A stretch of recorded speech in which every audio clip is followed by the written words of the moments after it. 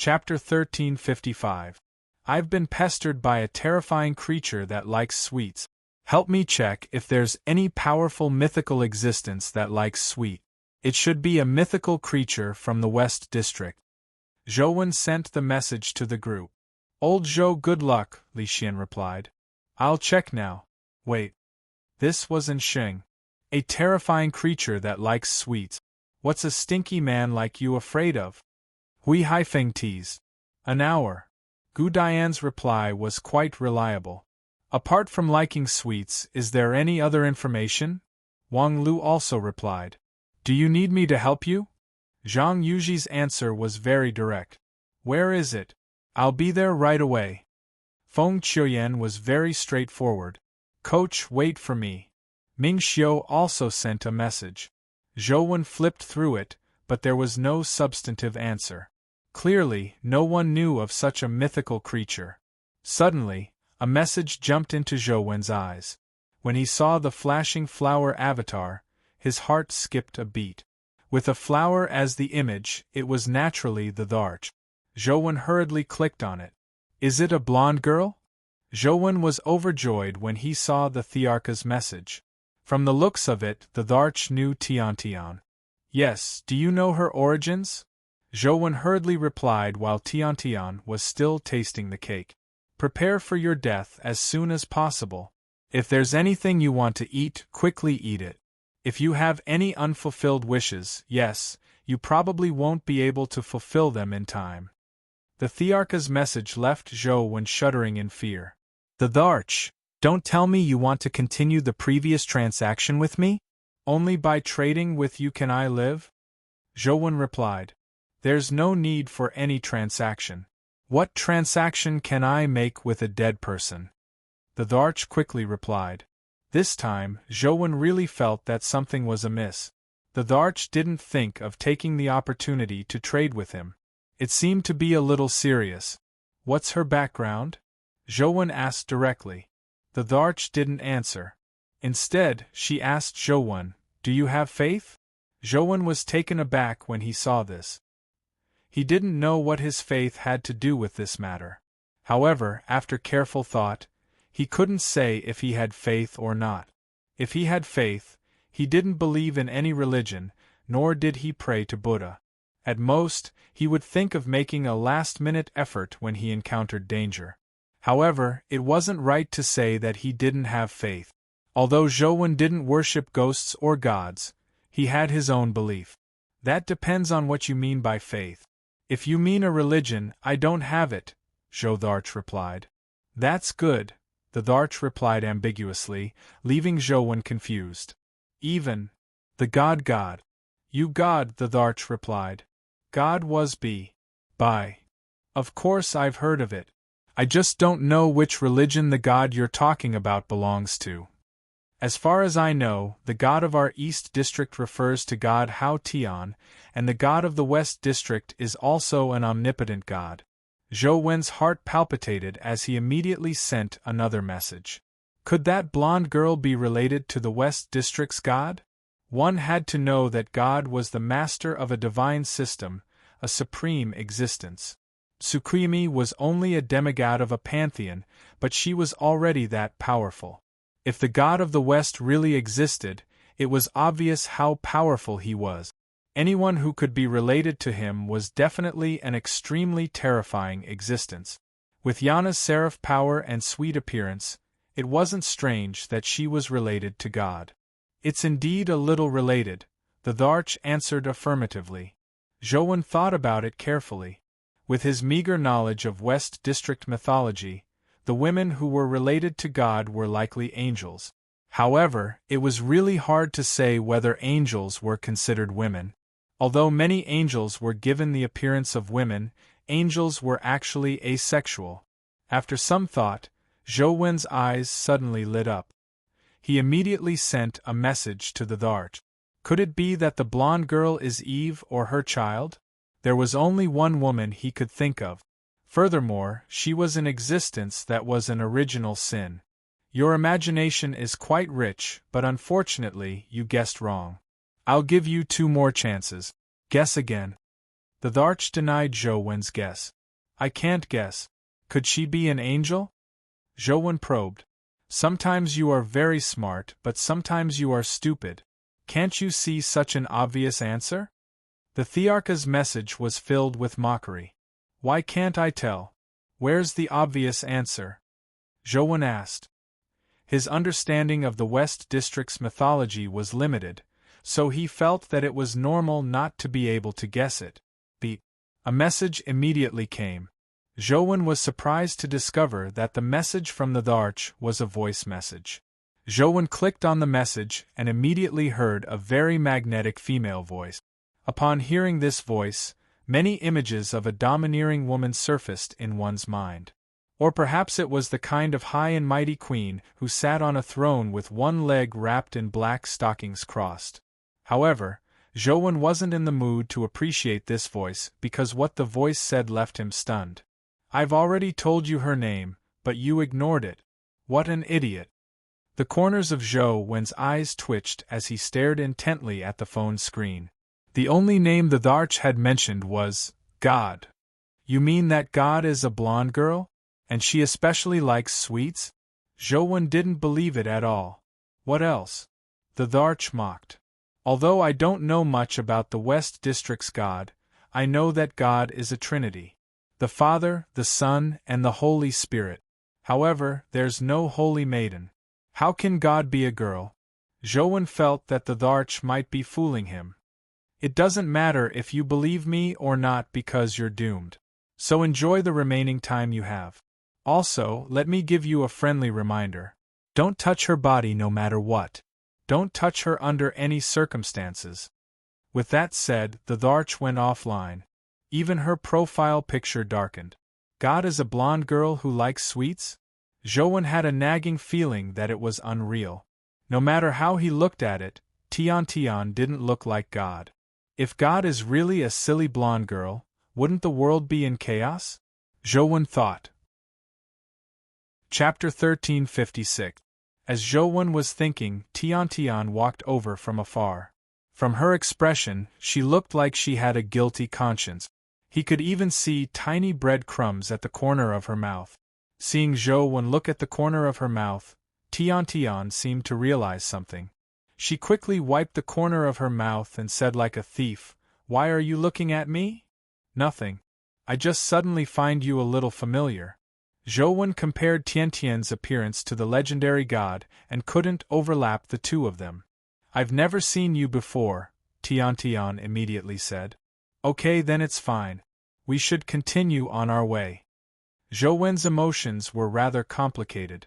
According to the Tharch, as long as he encountered Tian, he wouldn't be able to survive. However, if he accidentally encountered her along the way, wouldn't he be doomed? Thinking back to the strange appearance of the gold man in the capital, Zhou Wen had already guessed something. The most terrifying thing was that if he brought Tian back, it would be even more troublesome if the people around him bumped into her. No, I can't return to Luoyang before resolving this problem. Zhou Wen frowned as he thought to himself, but if I don't return to Luoyang, where can I go? With Tian around, I won't be safe no matter where I go. Wait, Zhou Wen's eyes suddenly lit up as he thought to himself, the Tharch made Tian sound so powerful. She seems to be afraid of Tian. If I bring Tian to Chess Mountain, what will happen? Once this thought appeared in his mind, he couldn't suppress it. Zhou Wen didn't know how strong the Tharch was, nor did he know how powerful Tian was. If the two of them met, Zhou Wen couldn't predict what would happen. As Zhou Wen thought about it, he turned to look at Tian with mixed emotions. Tian felt a little guilty. She thought that there were still bread crumbs on her mouth, so she hurriedly wiped it away. She even deliberately turned to Zhou Wen's other side to avoid his gaze. Seeing Tian's expression, Zhou Wen hesitated again. Tian didn't look like a god. She was clearly a little girl. Let's figure out if she's God first. Zhou Wen hesitated for a moment and didn't immediately head for Chess Mountain. By the way, I still don't know your name? Zhou Wen asked deliberately. Tian paused. Although her disguise was full of flaws, she didn't think so. She thought that she couldn't say that she was Tian Tian, and she wasn't good at lying. She couldn't think of a way to answer, so she was stunned.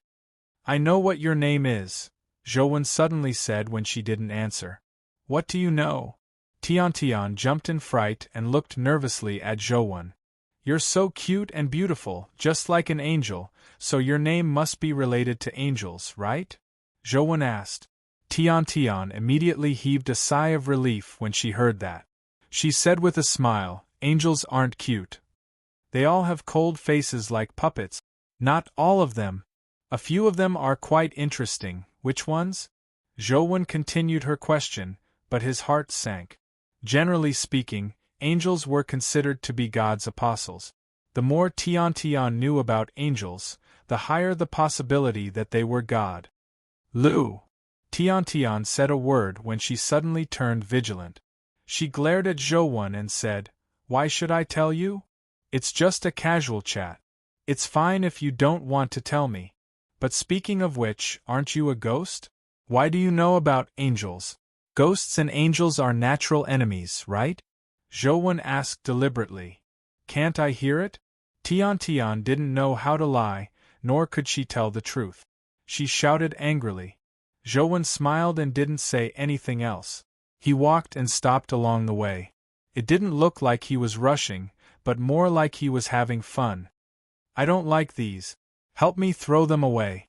Every time they ate, Tian Tian could only watch from the side. After eating, she would give her some of her favorite food. Tian Tian was just too easy to see through. What she liked and disliked was written all over her face. You're being too wasteful. You'll go to hell. Although Tian Tian said that, she was secretly delighted. Thankfully, he's such a wasteful person. Every time Tian Tian secretly hid to eat, Zhouwen could send and receive messages. Up to now, no one had found a Western mythical character who liked to eat sweets. There were a few fiendish demons, but they weren't presentable. Naturally, it was impossible for them to be Tian Tian's true body. Young master, the matter with Tian Yi has been settled. In a few days, it'll be time to take action. And Xing sent a message. Can you wait a little longer? Zhouwen didn't dare take Tian Tian back to Luoyang. This matter has already reached this stage. It won't be easy to stop. I can only give it a try and stall for a few more days, and Xing replied. Alright, try to stall for a few more days. Keep in touch. If you really can't hold on any longer, tell me. Zhouwen also knew that such matters couldn't be stopped easily. After discussing with Xing for a while, Zhouwen sent messages while paying attention to Tian Tian's situation. Although he couldn't sense Tian Tian's exact location, he could determine where she was and what she was doing through the changes in his surroundings. After all, anyone who saw such a beautiful golden-haired girl would take a second look. Zhouwen could determine what Tian Tian was doing through them. A youth's eyes lit up when he saw Tian Tian by the side of the road. He walked in front of her and said, Why is such a beautiful lady squatting by the side of the road eating alone? Are you homeless? Follow me. I guarantee you that you won't have to worry about food and clothing. Tian Tian ignored him and turned to leave. Seeing that he had been ignored, the youth was immediately enraged. He reached out to grab Tian Tian's shoulder and said coldly, Who allowed you to leave? In West Song City, no one dares to not give me Shimen Ling. As he spoke, his fingers had already touched the clothes on Tian Tian's shoulder. His fingertip immediately lit up with a golden light like a lit match. Almost instantly, the youth's body turned gold amidst the golden light. He maintained his posture of reaching out and speaking. Zhouwen stared at this scene and felt his heart turn cold. Although he had already guessed it, he was still extremely shocked when he saw it with his own eyes. Shimen Lung was likely at the mythical stage after using the mythical liquid. Among humans, he was considered a top-notch expert, but he had turned gold just because he touched Tian Tian's clothes. Now, Zhouwen was very glad that he hadn't encountered Tian Tian. Chapter 1357. On second thought, Zhou felt that it wasn't necessarily a bad thing for Tian to be so strong. Now that Tian wants to figure out the matter of the candy box and the lemon candy, she definitely won't wish for me to die. Then, should I take her to those terrifying dimensional zones? Zhou thought to himself. Whether he died or not was a matter for the future. With a god by his side, it didn't seem right not to make use of it. However, where to go was something worth considering. If he went to Chess Mountain, the risk was still too great. The Dharch knew who Tian was, so it wouldn't be easy to do anything. If he didn't do well, he might even suffer. To the Fiend Tomb? Zhou thought for a moment and decided to forget it. It wasn't that easy to deal with the drought demon goddess. More importantly, she was a guardian. Killing her wouldn't bring any benefit. I have to think of a way to take Tian to kill a calamity-grade dimensional creature. If a companion egg drops, I'll be rich. Just as Zhou was thinking, he suddenly sensed the mysterious phone vibrate. He took it out and realized that the fruit that the dead man tree had produced after absorbing Dugu Busha had ripened. A golden beam of light tore through the fruit and fused into the blood-colored avatar's body. Zhou opened the blood-colored avatar's companion beast column and saw a new companion beast. To Zhou surprise, the companion beast that the dead man tree transformed into after absorbing was somewhat related to its owner's appearance when they were alive. However, the companion beast that Dugu Busha transformed into wasn't in a humanoid form. It wasn't even related to humans at all. It was a golden mirror with an oval surface. Its edges had a hollowed-out border, and its entire body was like golden glass. However, although the mirror looked smooth, one would realize that despite being flat, it felt like a diamond had been cut. It was as though there were many different angles. When a person stood in front of the mirror, the figure inside would be fragmented and distorted. It was impossible to tell that it was a person. Soul reflection mirror, mortal, evolvable, strength, 11 speed, 11 constitution, 11 essence energy, 11 talent skill, soul cleansing divine light companion form. Mirror Zhou was first taken aback before he was overjoyed. Although he didn't know what abilities the Life Providence, Life Soul, and Wheel of Destiny would have after the Soul Reflection Mirror or, if they were very powerful, just the Soul Cleansing Divine Light was worth nurturing. Zhou had previously heard of this skill from Dugu Busha. It was an ability that could directly attack the soul and cleanse a human's soul. The so-called cleansing was not to purify one's soul and make one true, kind, and beautiful. Instead, it was to wash away one's memories and make one forget the past. There was also the more advanced soul-extinguishing divine light, which could completely eliminate one's soul. If one was hit by the soul-extinguishing divine light, one would become an idiot in the best-case scenario, or even become a vegetable in the worst-case scenario. Zhou didn't have extravagant hopes for the soul annihilation divine light. Just the soul-cleansing divine light was enough. This skill itself was already powerful enough. If the opponent was originally a life or death enemy, a sudden soul-cleansing divine light would erase the opponent's memories. At that time, it might even be possible to trick the opponent into becoming his son. What kind of overpowered skill was this? It was practically a godly brainwashing skill. Zhou thought as he glanced at Tian. It would be best if he could brainwash Tian and make her forget about avenging Yana. Then, all the problems would be resolved. Of course, Zhou knew very well that it was impossible. Now, the soul-cleansing divine light was only at the mortal stage, so it probably wasn't very useful. Even if it could advance to the Terra grade, it was still unknown if it could be effective against a big shot like Tian. However, it was at least a glimmer of hope. In the future, it might be useful if he slowly raised its level. The evil spirit king he had previously nurtured had only reached the mythical stage. He had yet to find a way to advance to the Terra grade. Evil Spirit King, Mythical, Evolvable, Life Providence, Spiritual Sense Body Life Soul, Evil Spirit King Wheel of Destiny, Evil King Kill Strength, 81 Speed, 81 constitution, 81 essence energy, 81 talent skill, spirit devouring omitted companion form. Soul Spirit Devouring helped the evil Spirit King plunder many essence energy skills from other dimensional creatures. The evil Spirit King had more essence energy skills than Zhou. It could be considered an all-round fighter. Unfortunately, its level was a little low. The mythical stage wasn't much of a help to the current Zhou. If it could advance to the Terra grade, it would be a very powerful combat force. As it had absorbed all sorts of skills, the evil Spirit King could deal with almost all sorts of situations. The spiritual sense body life providence allowed the evil Spirit King to enter a spiritual sense body state. Typical attacks were useless against the evil Spirit King in a spiritual sense body state. Only mental or soul type attacks could injure the evil Spirit King in a spiritual sense body state. The life soul, evil Spirit King, was a very powerful self-enhancement ability. It was equivalent to entering a super state. In the super evil Spirit King state, not only would all his stats increase, but the evil Spirit King's spirit devouring skill could even devour creatures that exceeded its level and plunder the skills of high-level creatures.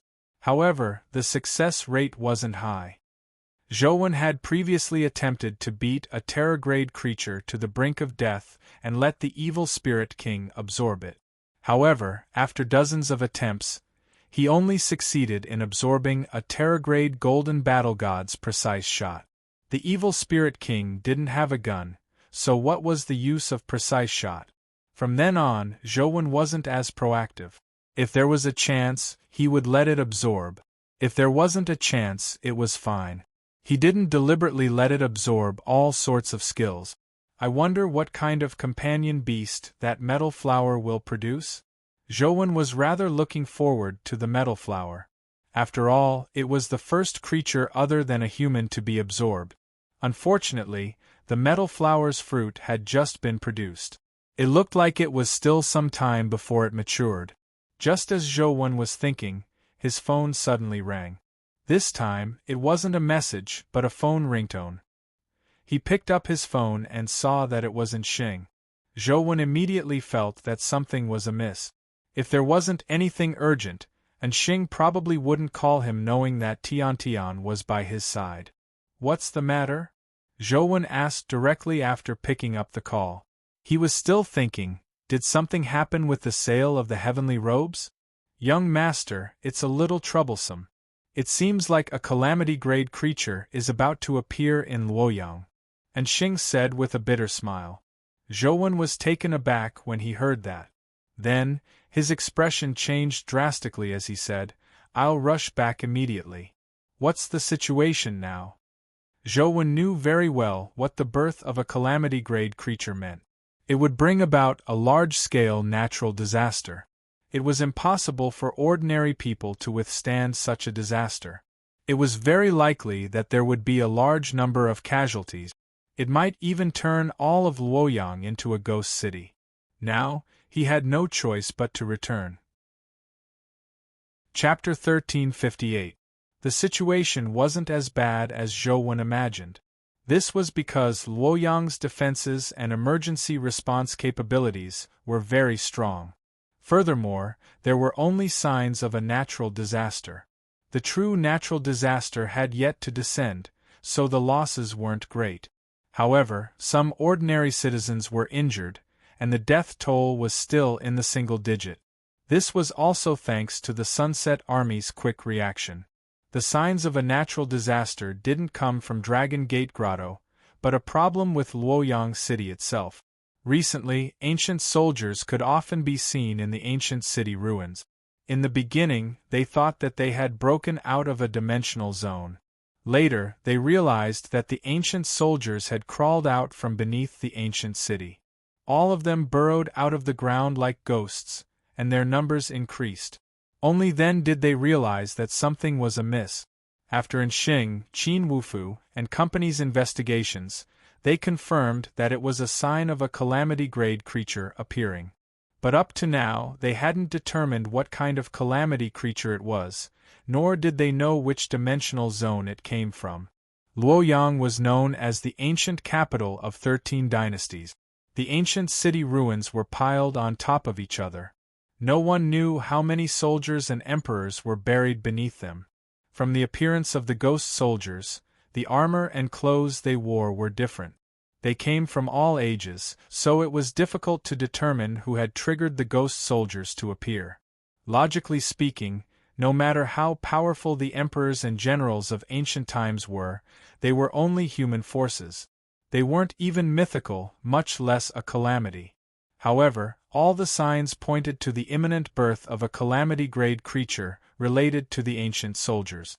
And Sheng and company had checked a lot of historical information, but they failed to find out who the calamity-grade creature was. This was because the ghost soldiers that appeared weren't very high-level. Some of the ghost generals were only at the epic stage. Occasionally, a mythical general would appear. The Sunset Army was still able to control the situation, but with the passage of time, under the influence of the calamity-grade creature, the ghost soldiers and generals' levels would increase. When the calamity-grade creature appeared, it would form a terrifying military disaster. When that happened, it would probably be difficult to defend Luoyang. Zhouwen didn't have the confidence to defeat a calamity-grade creature, but when he thought of Tian by his side, Zhouwen felt that there was still a chance. Even God is standing by my side. I don't believe that I can't deal with a mere calamity. Zhouwen didn't continue wandering around aimlessly as he headed straight for Luoyang with Tian. He couldn't be bothered anymore. Tian had been following Zhouwen the entire time, hoping to discover his flaws and find out the truth behind the candy box. Therefore, she naturally wouldn't give up. Zhouwen hadn't returned to Luoyang. When he arrived near Luoyang, he saw a group of armored soldiers wandering the forest with spears. The armors of the soldiers were all tattered, and their bodies looked like zombies.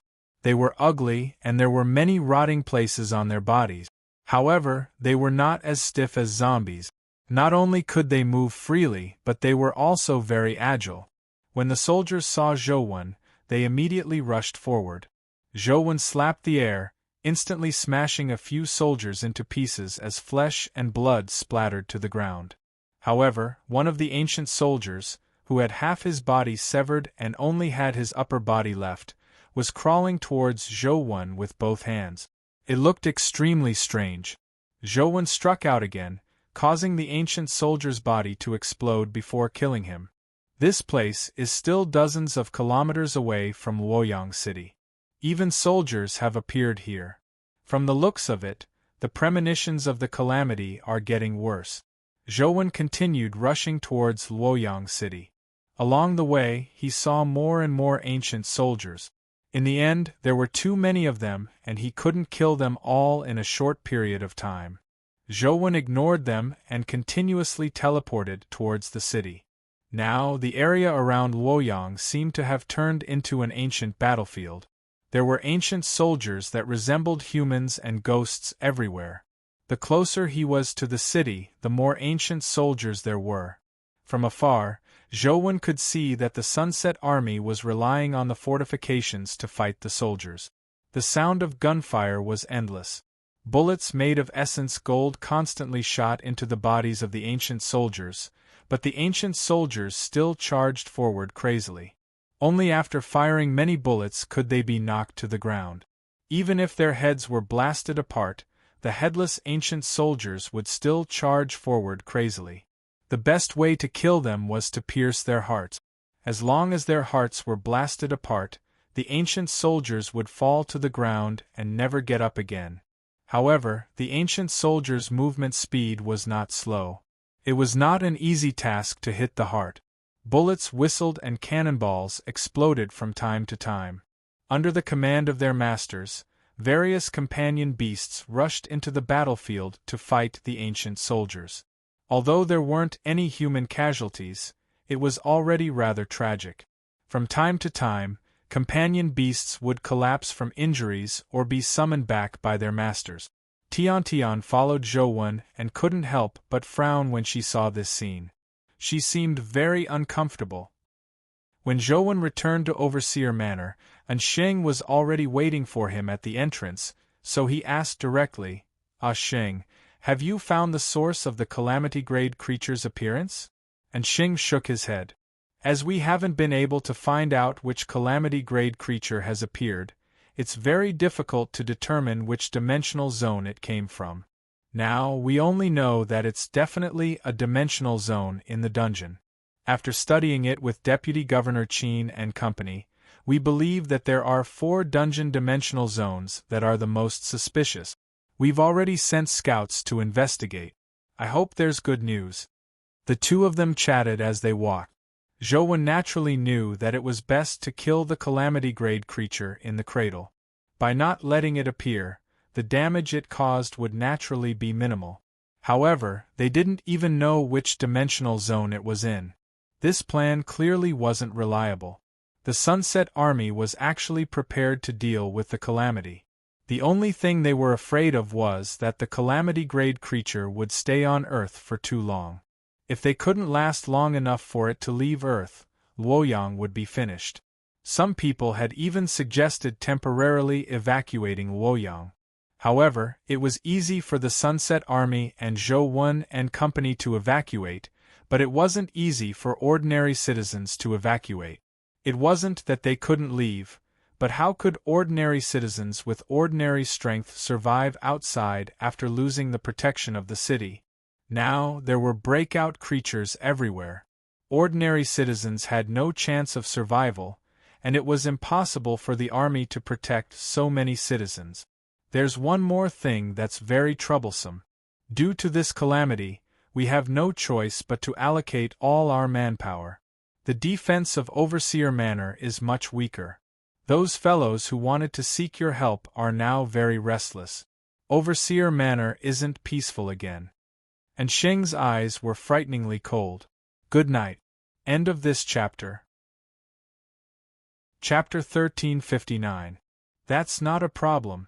Tell me first, what are the 4 possible dimensional zones? Zhouwen knew quite a bit about dungeons, but as there were too many dimensional zones, he couldn't guess which one was possible. And Sheng said, after a few discussions between mythologists and historians, we believe that there are 4 dimensional zones that are most likely. The first is Luoyi City. This city is deep in the dungeon. Up to now, it hasn't been completely explored. The area that humans have reached is only at the periphery. Zhouwen thought for a moment and said, after King Wu conquered Zhou and Shang, he came to Luoyang and built a city named Luoyi. During the Western Zhou dynasty there were 2 capitals in one country. Luoyi City experienced 10 emperors of the Western Zhou dynasty and 25 emperors of the Eastern Zhou dynasty. That era was the closest to the mythological era. If there were any emperors or generals in the mortal world who could cause a natural disaster, it would probably only happen in that era. And Xing nodded. That's what we considered as well. The second dimensional zone is called Yang City.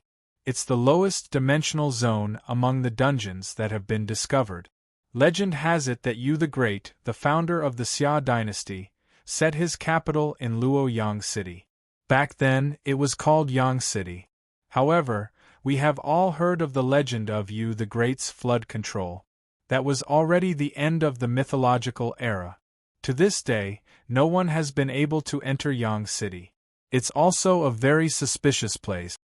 Zhouwen nodded. That was the lowest dungeon. Now, ancient soldiers from every dynasty had appeared, indicating that various parts of the dungeon had been affected. The lower the dimensional zones were, the greater the suspicion. The third dimensional zone is called the Divine Capital. In history, during the reign of the only empress, Luoyang was renamed the Divine Capital. It's also the only divine capital in history that was officially named. It has the meaning of the divine continent being the capital of the world. And Xing stopped when he said that. He didn't explain why the historians and theologians had listed this place as a suspect. After a pause, and Xing continued, we were originally very suspicious of the fourth dimensional zone, but the people who went to investigate have returned. It's rather stable, so it shouldn't be the birthplace of a natural disaster. In that case, the most likely places are Luo-E City, Yang City, and the Divine Capital? Zhou said after some thought. The people who were sent to investigate those 3 places haven't returned yet. There's no news of them, and Xing answered. Luoyang, you guard it. I'll head to the 3 dungeons to take a look, Zhou said. Absolutely not. There's very little information on the 3-dimensional zones to begin with. In this situation, if anything happens, I won't be able to answer to Madame Lan and Uncle Zhou. And Xing stopped him. Don't worry. I'll be fine. Extend your hand, Zhou said to Xing. What? And Xing extended his hand in front of Zhou. Zhou extended his hand and pressed it on Xing's palm. Immediately, wisps of golden light entered Xing's palm. Golden battle god. And 5 of them. Young master, what are you doing? And Xing asked Zhou in surprise. Before I return, defend Luoyang. This is to be safe. Zhou hadn't obtained the last golden battle god, so he had no way of synthesizing it. After all, he usually didn't use such companion beasts, so he temporarily gave it to Xing to protect himself. If something really happened, Xing would have a certain level of resilience with the 5 Terra-grade golden battle gods in hand. Young master, don't worry. As long as I'm still around, I won't let anyone trample on Luoyang, Xing said seriously. I'm not an Tianzhua.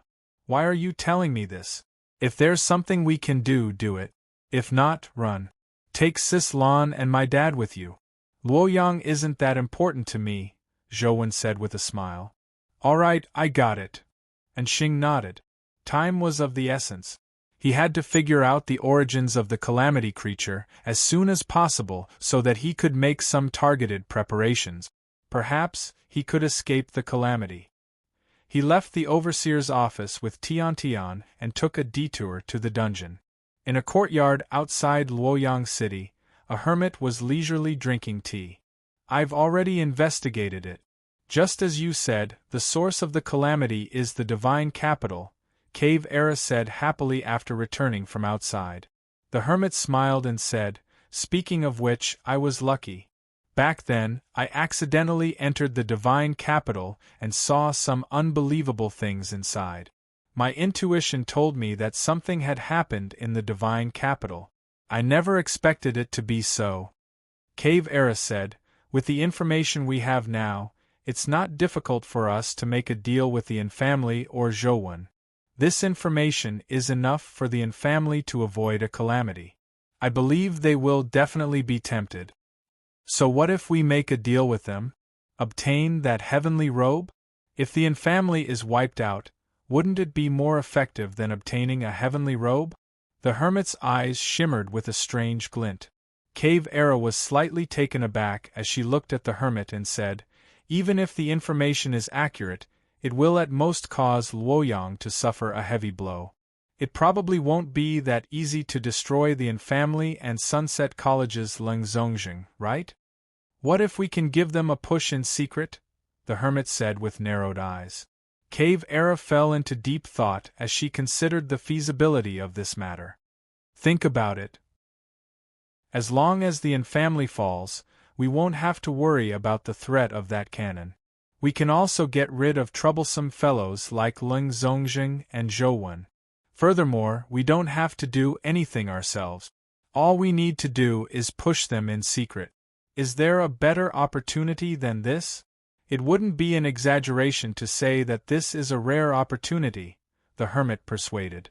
If he wanted to guide a calamity-grade creature to destroy Luoyang, he would need to use Cave Era's time power.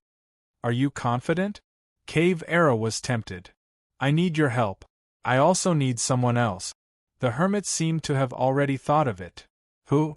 Cave Era was somewhat curious. If it was someone from the League of Defender, the hermit would have asked for him directly. From his tone, he wasn't from the League of Defender. The director of the Special Inspection Bureau, the hermit said. Cave Era was slightly taken aback. Wei Ge? He's only at the epic stage, and the guardian he contracted is only at the mythical stage. He even teleported over from the sky-reaching tower. What can he do that our League of Defender can't? The hermit explained, this Wei Gu is very utilitarian. In order to climb up, he can be said to be unscrupulous. In the past few years, our League of Defender has been able to firmly control the Federation's Senate. This person's ruthless methods have played a huge role. Furthermore, he has an ability that no one else has. What ability? Cave Era was somewhat puzzled. She didn't remember that the Guardian Wei Gu contracted had any special abilities. It was only a very ordinary Fire Elemental Guardian. Back then, the Fire Elemental Guardian had been given to Wei Gu by the League of Defender in order to win him over. Cave Era knew very well what abilities it had. Chapter 1360. He knows how to use people, the hermit said. How do you use them? Cave Era knew that although the word use sounded simple, it depended on how it was used and who was being used. He has a nickname called Queen Bee. Do you know what this nickname means? The hermit asked. Isn't it said that his intelligence network is as tight as a beehive? Cave Era had also heard of Wei Ji's nickname. This is only a part of it. In fact, the reason why he has the nickname of Queen Bee wasn't because of his intelligence network, but because of his ability to control his subordinate. The hermit looked at a honeybee that had flown to a corner of the courtyard and said meaningfully, with the existence of the Queen Bee, all the bees will contribute everything to the Queen Bee. They won't betray her even in death. Cave Era followed the hermit's gaze and glanced at the bee. For some reason, she felt a chill in her heart. There was only one queen bee in a bee colony. Be it the soldier bees or the worker bees, they only served the queen bee. They gave up everything, even their lives. They didn't have their own lives at all, as though they were born for the queen bee. However, humans weren't bees. They had their own desires and selfishness, but someone treated Wei Gu as the queen bee. Just the thought of it sent a chill through her heart.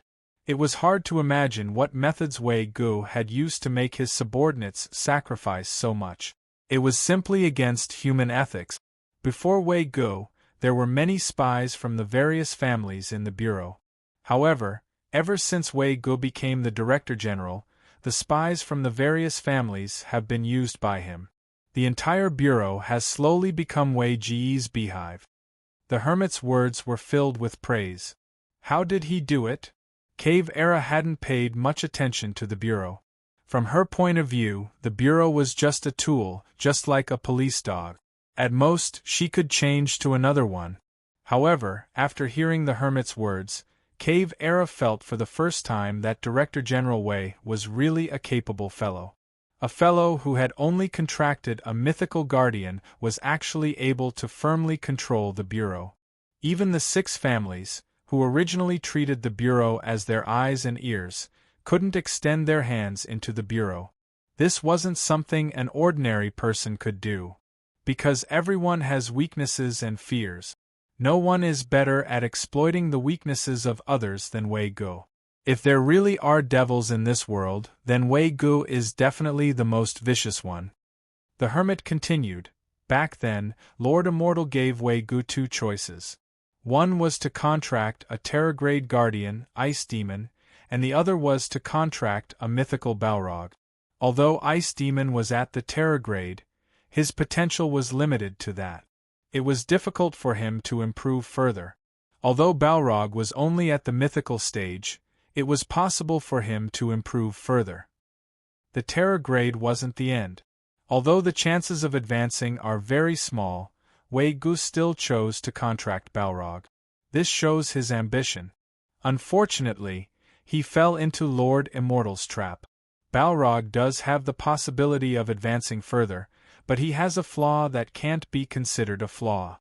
Ignoring advancing to the Calamity Grade, even advancing to the Terror Grade is extremely difficult. It's almost impossible to advance to the Terror Grade on Earth. This is also the reason why Wei Ji's Balrog hasn't advanced to the Terror Grade. Cave Era nodded. I know about this. Lord Immortal felt that this person was too vicious and was afraid that he would have ulterior motives, so he used such an overt scheme. Wei Gu naturally knew that it wouldn't be that easy for Balrog to advance to the Calamity grade, but he still chose it out of greed. He can't blame anyone else for this. Wei Gu hasn't advanced to the Terror grade, but among his subordinates, some have already obtained Terror grade guardians. Some have even advanced to the Terror grade through the mythical liquid. However, the Bureau's Director General is still Wei Gu, not those at the Terror grade who are stronger than him. What do you think? The hermit said. This person really can't be underestimated. Cave Era already agreed with the hermit's words. If I want to lure a Calamity-grade creature to appear and destroy Luoyang, I need the help of a Terror-grade expert from the Bureau. That person only listens to Wei Ji's orders, so I need Wei Gu. Of course, he doesn't only have one subordinate, and we also need some cannon fodder. If we want to use them as cannon fodder, there's no need to use our own people. Wouldn't it be better to use the people from the Bureau? The hermit said.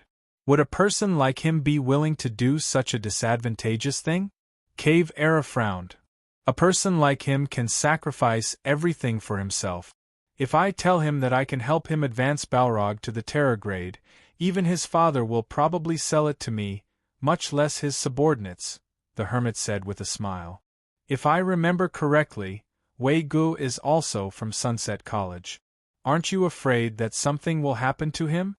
Cave Era asked. All these years, this Director Wei hasn't been stained with the blood of the Sunset Army. He was the one who personally destroyed the Infamily's intelligence network in Holy City. The Infamily hates him to the bone. Of course, it's not just the Infamily. In fact, other than our League of Defender, the 6 families and many local wealthy families wish they could eat his flesh raw. He has no way out and can only be our dog, the hermit said. In that case, call him over. Cave Era nodded slightly.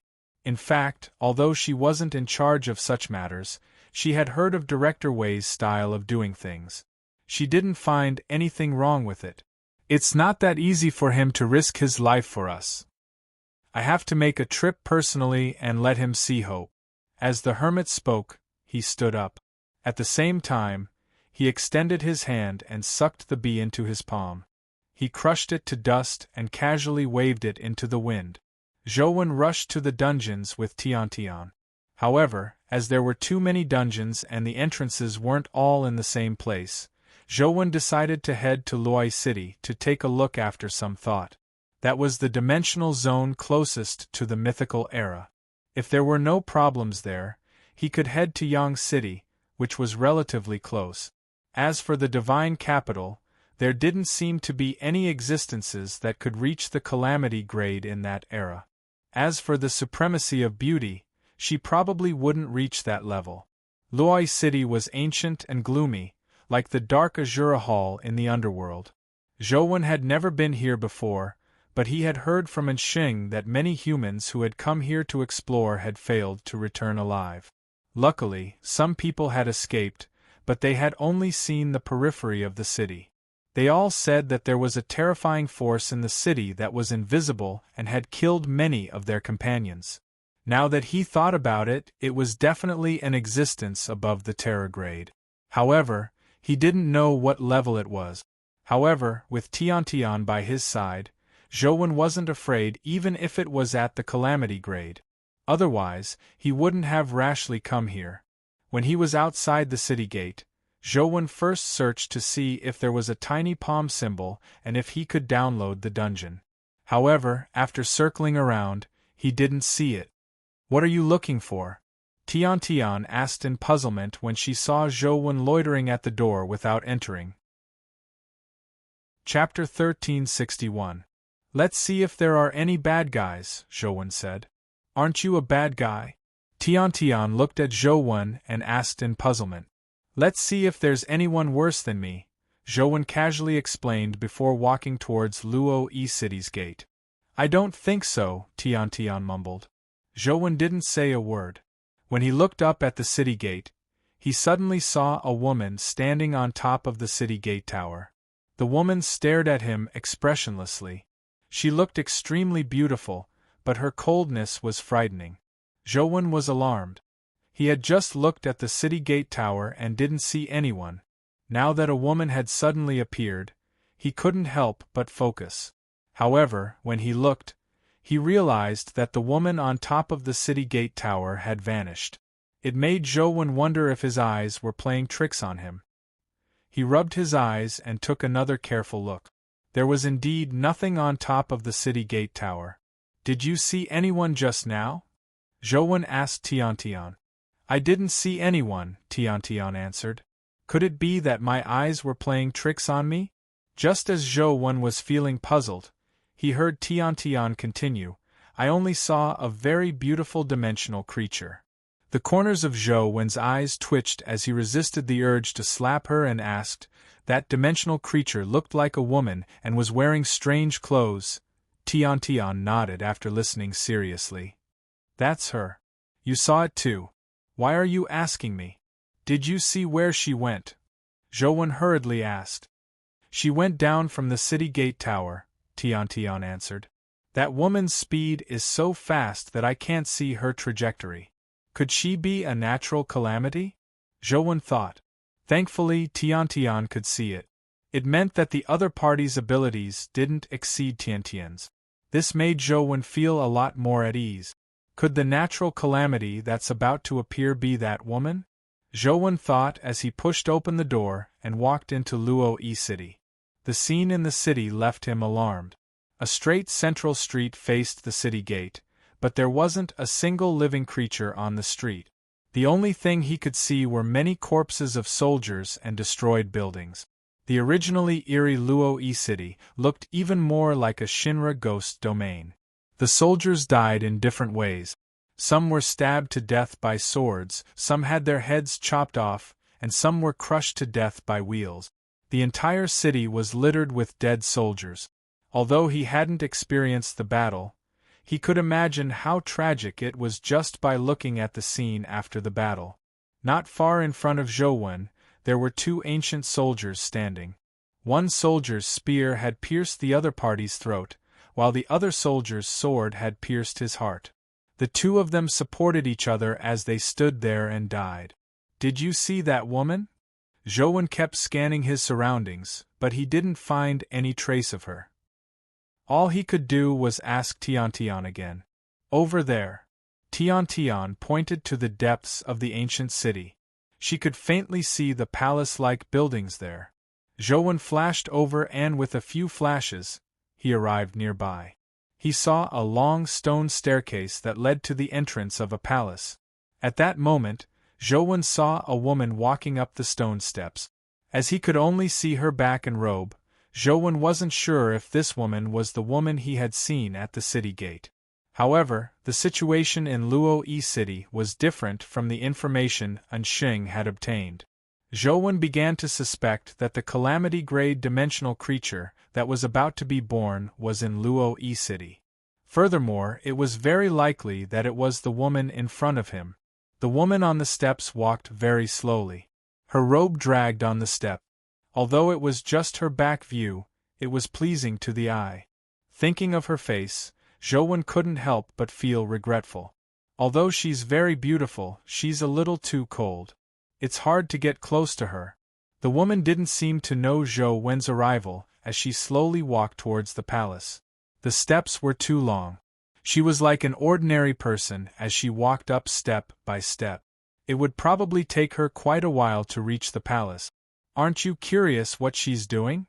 Zhou turned around and asked Tiantian, hoping to get her to see what was going on with the woman. "Isn't she resting in the house? What's there to be curious about?" Tiantian asked in puzzlement. Zhou was speechless. All he could do was stand at the bottom of the steps and watch the woman slowly walk up. He didn't dare rashly go up. After walking for a while, the woman finally reached the top of the steps and arrived in front of the palace. She stood at the top of the steps and slowly turned around. Zhou immediately felt his eyes light up. It was an extremely beautiful face. Indeed, it was the one he had seen at the city gate. Apart from her cold expression, she was indeed a peerless beauty. The moment she stood on the steps, Luoyi City, which was originally as quiet as a ghost town, was suddenly filled with shouts that shook the sky. There were corpses of soldiers everywhere in the city, as though they had come back to life. They stood up and held their weapons as they looked at Zhou in a daze. Kill! Zhou felt that something was amiss. Before he could think about it carefully, he heard the deafening shout. Then, he saw a tidal wave of ancient soldiers rushing towards Zhou from all directions. Seeing that the ancient soldiers in front of him had already rushed in front of him, Zhou waved his hand and immediately reduced the group of ancient soldiers in front of him to dust. These ancient soldiers' levels weren't high. Most of them were only at the legendary stage. Occasionally, some generals were at the epic stage. Such levels were nothing in front of Zhou. He could kill a row of them with a single finger. However, the ancient soldiers charged forward without fear of death. No matter how many Zhou killed, there would be more ancient soldiers charging forward. As he had killed too many ancient soldiers, there were already quite a number of dimensional crystals and companion eggs on the ground. However, their levels were too low, so Zhou couldn't be bothered to pick them up. Why are the ancient soldiers' levels here so low? If this is really the birthplace of a calamity-grade creature, shouldn't there be many mythical or even terror-grade creatures appearing as companions? These are all at the legendary and epic stage. It's just that there are more of them. No matter how I look at it, it doesn't look like a scene of a calamity grade being born. Zhou was puzzled. You are indeed a baddie. Why did you kill them for no reason? Tian suddenly said unhappily. But they didn't want to kill you, Tian said with a frown. But they didn't want to kill you, Tian said with a frown.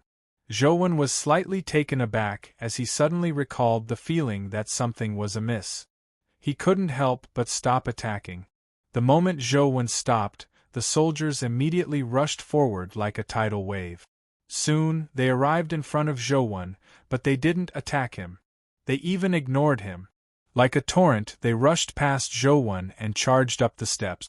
Zhou immediately realized that their target wasn't him, but the peerless beauty standing at the end of the stone steps. Chapter 1362.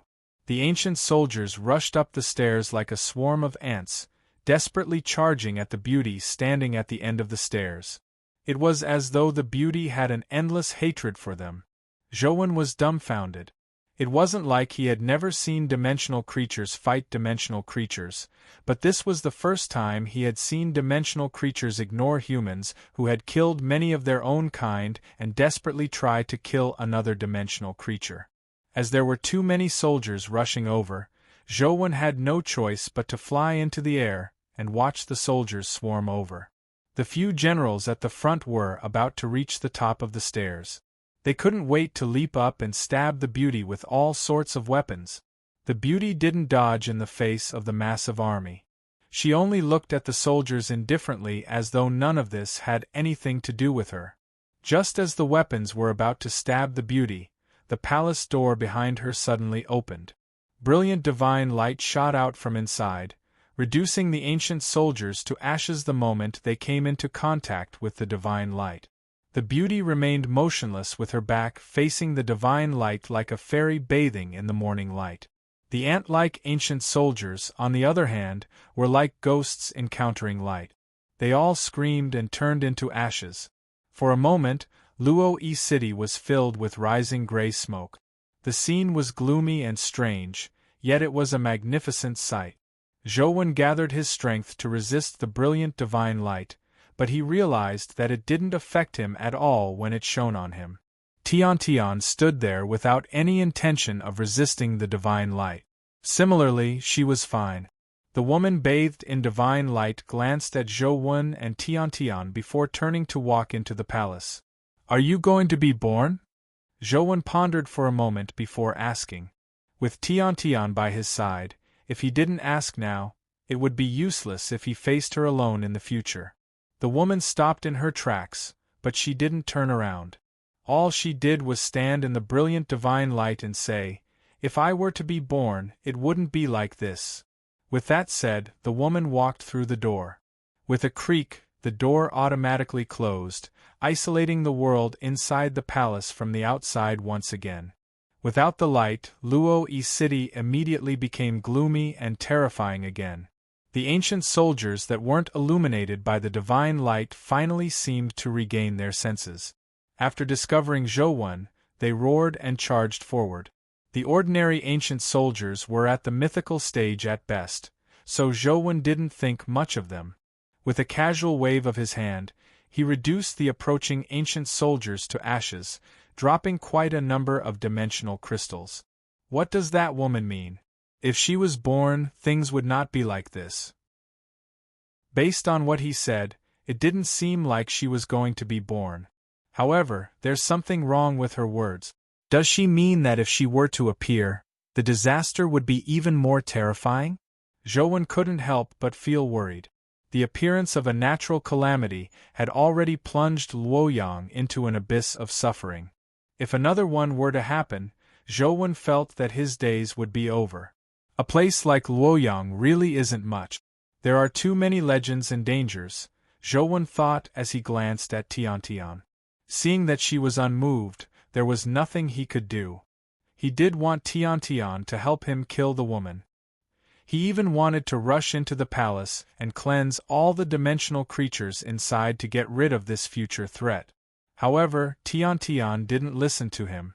She even had a grudge with him, so all Zhou could do was sigh. From the looks of it, this isn't the only dimensional zone where the calamity creature is born, Tiantian said. Zhou's eyes lit up when he heard Tiantian. If I find a calamity creature that's born, you will help me get rid of it, right? Of course not, Tiantian immediately answered with certainty without any hesitation. You are so kind. Can you bear to see the birth of a calamity creature and the destruction of life? Zhou asked.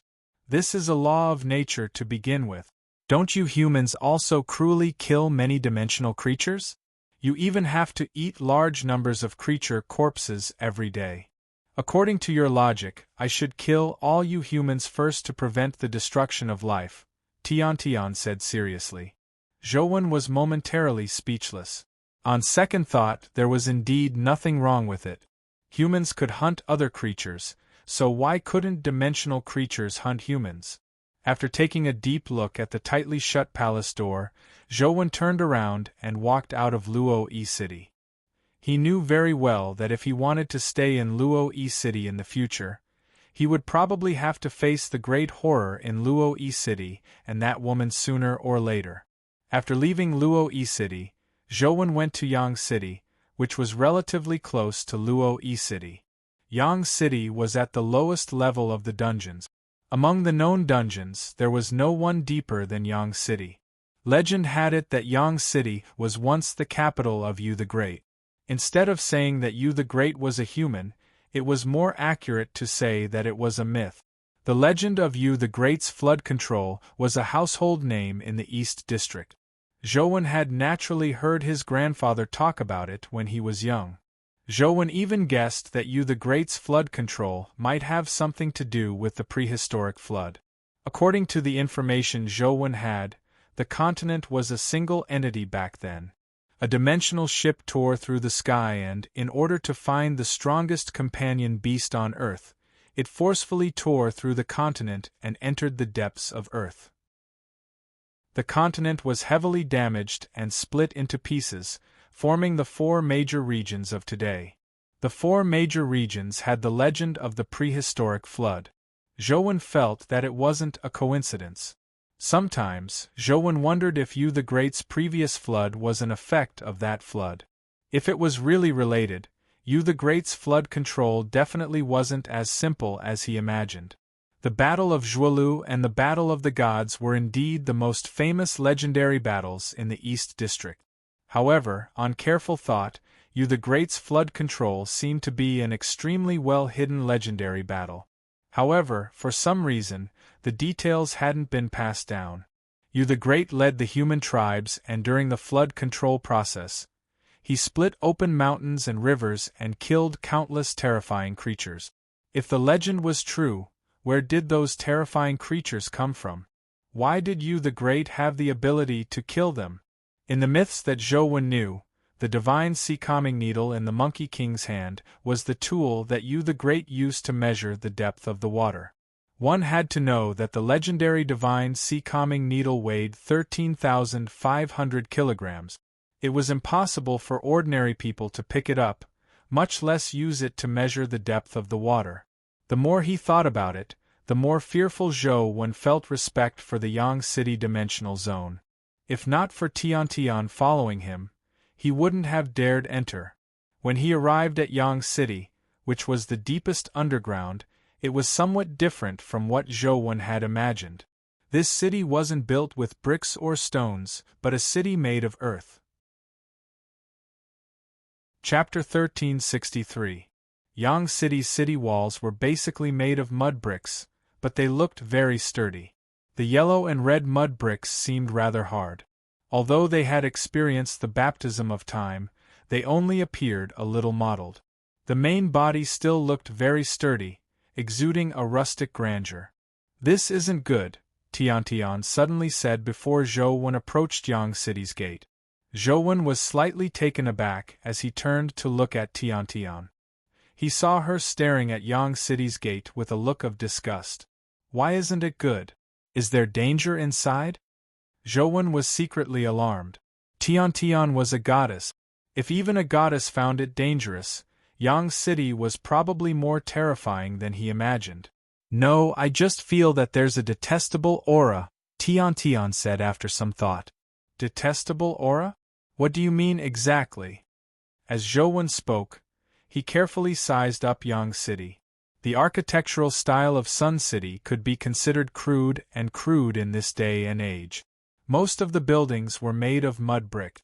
From the outside, one could vaguely see some wooden roofs, but they didn't look too exquisite. Most of them were very simple. Truth Listener's ability couldn't extend into Yang City, so it could only observe its exterior. The mud bricks were yellow with a tinge of red, and they had a faint fragrance. Zhou took a careful sniff and confirmed that the faint fragrance came from the mud bricks and not from the wood. "Are you talking about the smell in the Earth City walls?" Zhou asked Tian. He also felt a little uneasy, but if a calamity creature was really born in Yang City, he could only enter to take a look. Of course, the premise was that Tian was willing to enter. If even Tian wasn't willing to enter, Zhou planned on returning. Zhou didn't have the fearless sacrificial spirit to take the risk in a place that even God wasn't willing to step into. "No, there's something in the city that I hate," Tian said. "What exactly is it? Is it a creature or something?" Zhou continued asking. "I don't know. Anyway, I don't like it." Tian looked at Yang City in disgust. From the looks of it, she didn't seem to want to take a second look. Tian only said that she didn't like it. This made Zhou feel a little more at ease. Tian didn't like to look at it, but he carefully sized up Yang City again and again. Suddenly, Zhou's eyes lit up. In front of the earthen city gate was a piece of wood. Zhou originally imagined that it was something like a flagpole, but when he looked at it carefully, he discovered that there was a small palm symbol carved on the wood. Finally found it. Zhou had no intention of entering Yang City to begin with. Now that he had found the tiny palm symbol, there was no need for him to take the risk. All he needed to do was download Yang City and slowly grind dungeons. "Stand over there," Zhou said as he pointed at the log.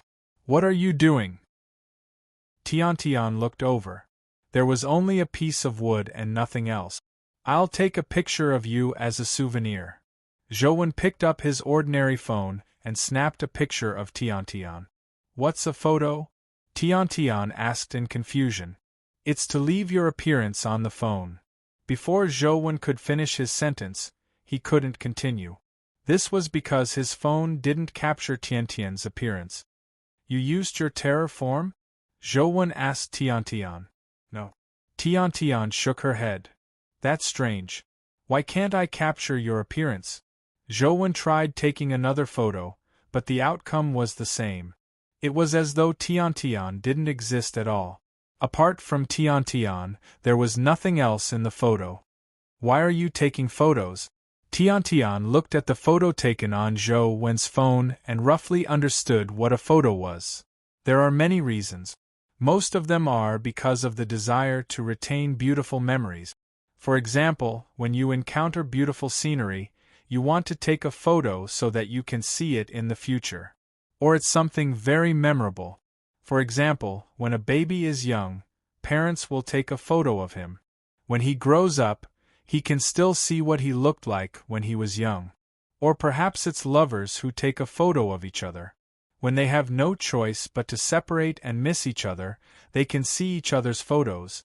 Zhou Wen explained. So that's how the photo is. Then take another photo for me. Tian seemed somewhat interested. Zhou Wen took a few more photos of Tian, but the outcome was the same. No matter how he took them, Tian's appearance couldn't be retained. Zhou Wen took the opportunity to take a photo of the tiny palm symbol with his mysterious phone before putting it away and letting it slowly download the dungeon. Tian seemed to be trying as well, attempting to be photographed, but it didn't work at all. Even if she converged her strength, she still couldn't be photographed. I remember now. Ghosts can't be photographed. Tian wanted to try again, but Zhou Wen didn't want to take any more photos. He hadn't planned on taking photos of Tian to begin with. He was just afraid that Tian would be interested in his photo of the tiny palm symbol and confuse him. No, I have to take a photo. Tian was excited as she got Zhou Wen to give her the phone. She wanted to take a photo herself. Zhou Wen thought to himself, thankfully, I was afraid that my phone would break, so I placed quite a number of phones in the chaos space. He gave a phone to Tian. When Tian watched Zhou Wen operate it, she had already learned how to take photos. She let the phone hang in the air and took a photo of herself. There's no need to go through so much trouble. Your phone has a front camera. All you need to do is switch to selfie mode. Zhou Wen walked over and taught Tian how to use the phone to take a selfie. Tian naturally learned it immediately, but the photos she took still couldn't show her body. Zhou Wen waited for a while and saw that the dungeon hadn't been downloaded. He planned on returning first. He still had to go to the divine capital. But before he could persuade Tian, he saw a figure quickly coming towards them. Thank the heavens! I've finally found you, young Master One. Adjutant and got me to look for you. He said that there's something for you to return immediately. The person was an officer. He was extremely fast, and under his military cap was a pair of wolf ears. He had probably used a wolf-type mythical serum to advance to the mythical stage. Something happened in Luoyang? Zhou Wen was alarmed. No, Adjutant and told me to tell you not to worry. Nothing's wrong at home, but you have to return immediately. He has something important to discuss with you, the officer said as he panted. Without any hesitation, Zhou Wen turned around and left. And Xing knew why he was here, but he had sent someone to look for him in such a hurry. Clearly, the matter was very urgent. When Zhou Wen rushed back, the Hermit, Cave Era, and company were already in the Divine Capital Dimensional Zone. Furthermore, they were rather deep inside. Director General Wei, it's up to your bureau next, the Hermit said to Wei Guo, who was standing beside him, in front of a strange building that resembled a huge tower. Chapter 1364. Act according to the plan, Wei Guo ordered expressionlessly. Yes. A few censors from the bureau carefully walked towards the tower. The Hermit and Cave Era watched from the side the entire time.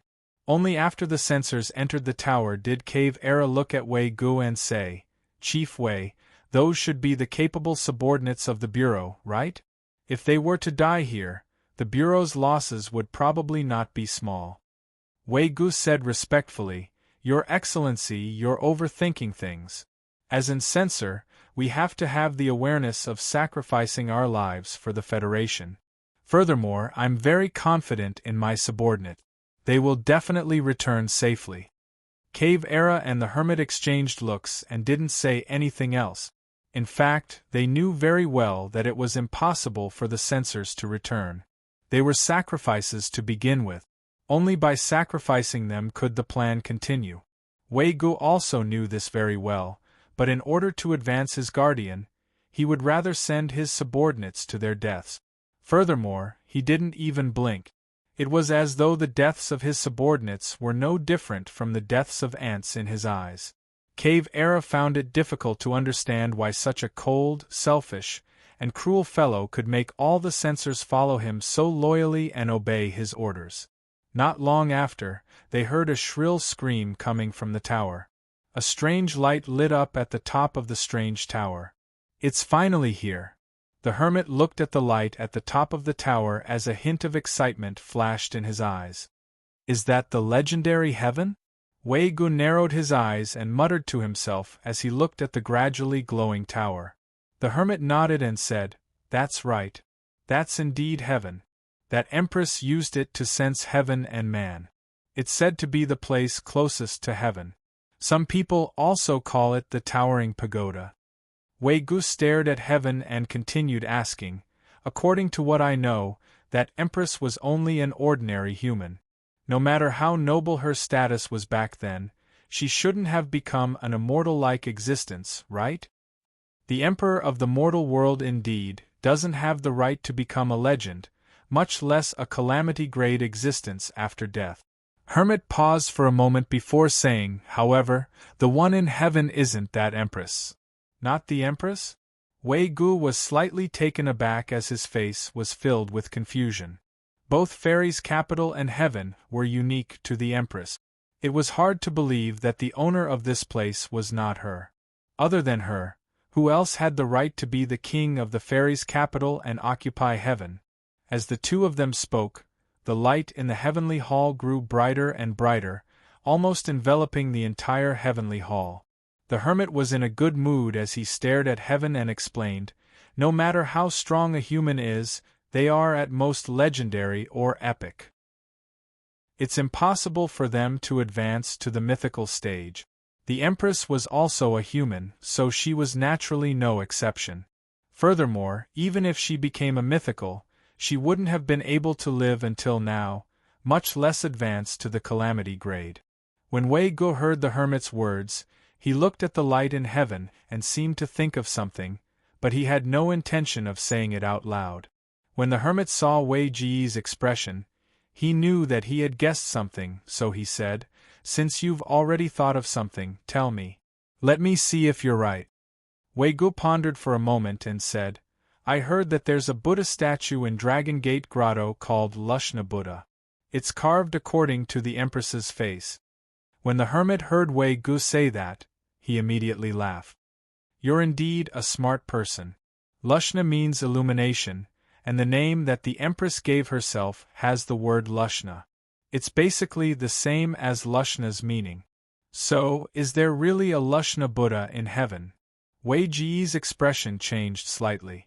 If the one in heaven was really Lushna Buddha, it would be truly terrifying. Buddhas had 3 bodies, and Lushna Buddha was one of them. His name was Sambhogakaya, and he was a Buddha of absolute truth and wisdom. In other words, Lushna Buddha and the well-known Sakyamuni Buddha were a trinity of Buddhas. They could be considered one of the top Buddhas in Buddhism. Buddhas have benevolent hearts. If it's really Lushna Buddha, why would there be a need to use living people as sacrifices? Wei Gu felt that there were some loopholes in the hermit's words. "Have you never heard of the saying that Buddha is born from the heart, Director General Wei?"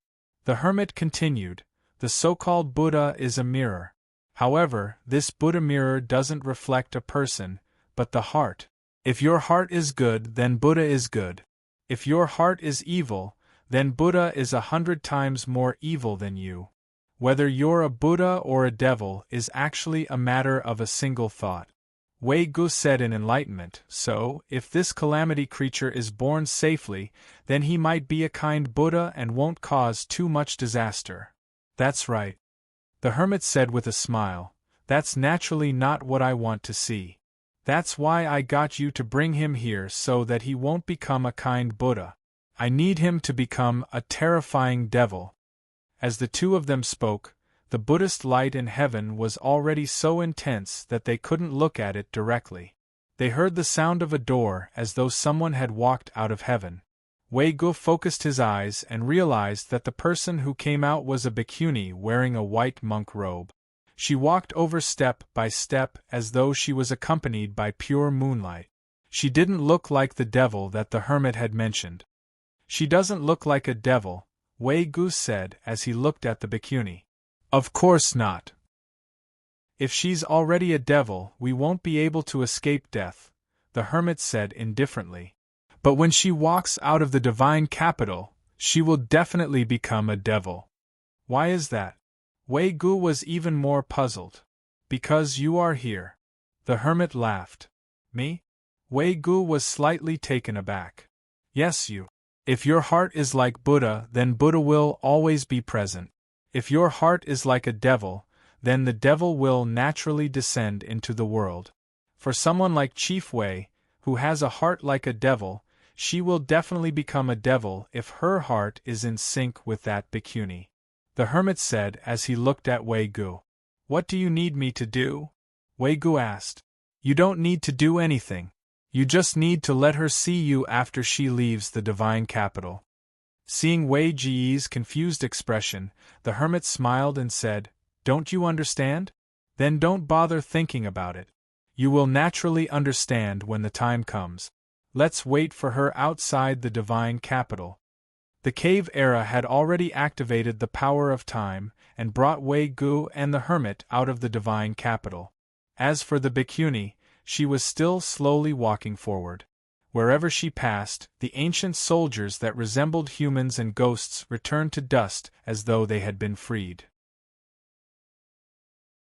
Chapter 1365. Chief Wei, go ahead.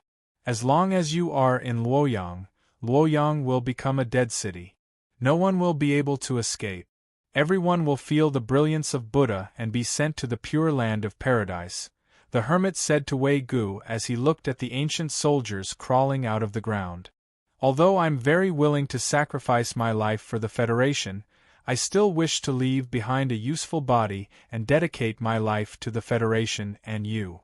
Therefore, I still hope to return alive." Wei Gu didn't move at all. The hermit knew that if he couldn't convince Wei Gu, it was impossible for him to take such a risk. Therefore, he explained, "Those censors who dedicated themselves to Buddha are your men. You were also the one who ordered them to enter heaven. Using them as sacrifices to awaken the bhikkhunis had already been contaminated by their obsessions. Although they had yet to reach the point of becoming demons, they had already buried a fuse. As for you, you are the one who can ignite that fuse, and you are also the one attached to that obsession. So as long as you are in Luoyang, that bhikkhuni will definitely go to Luoyang. Once she sees you, she will feel that you are a sinful person. Becoming a demon is inevitable. Of course, you don't have to worry. I've already prepared a path of retreat for you.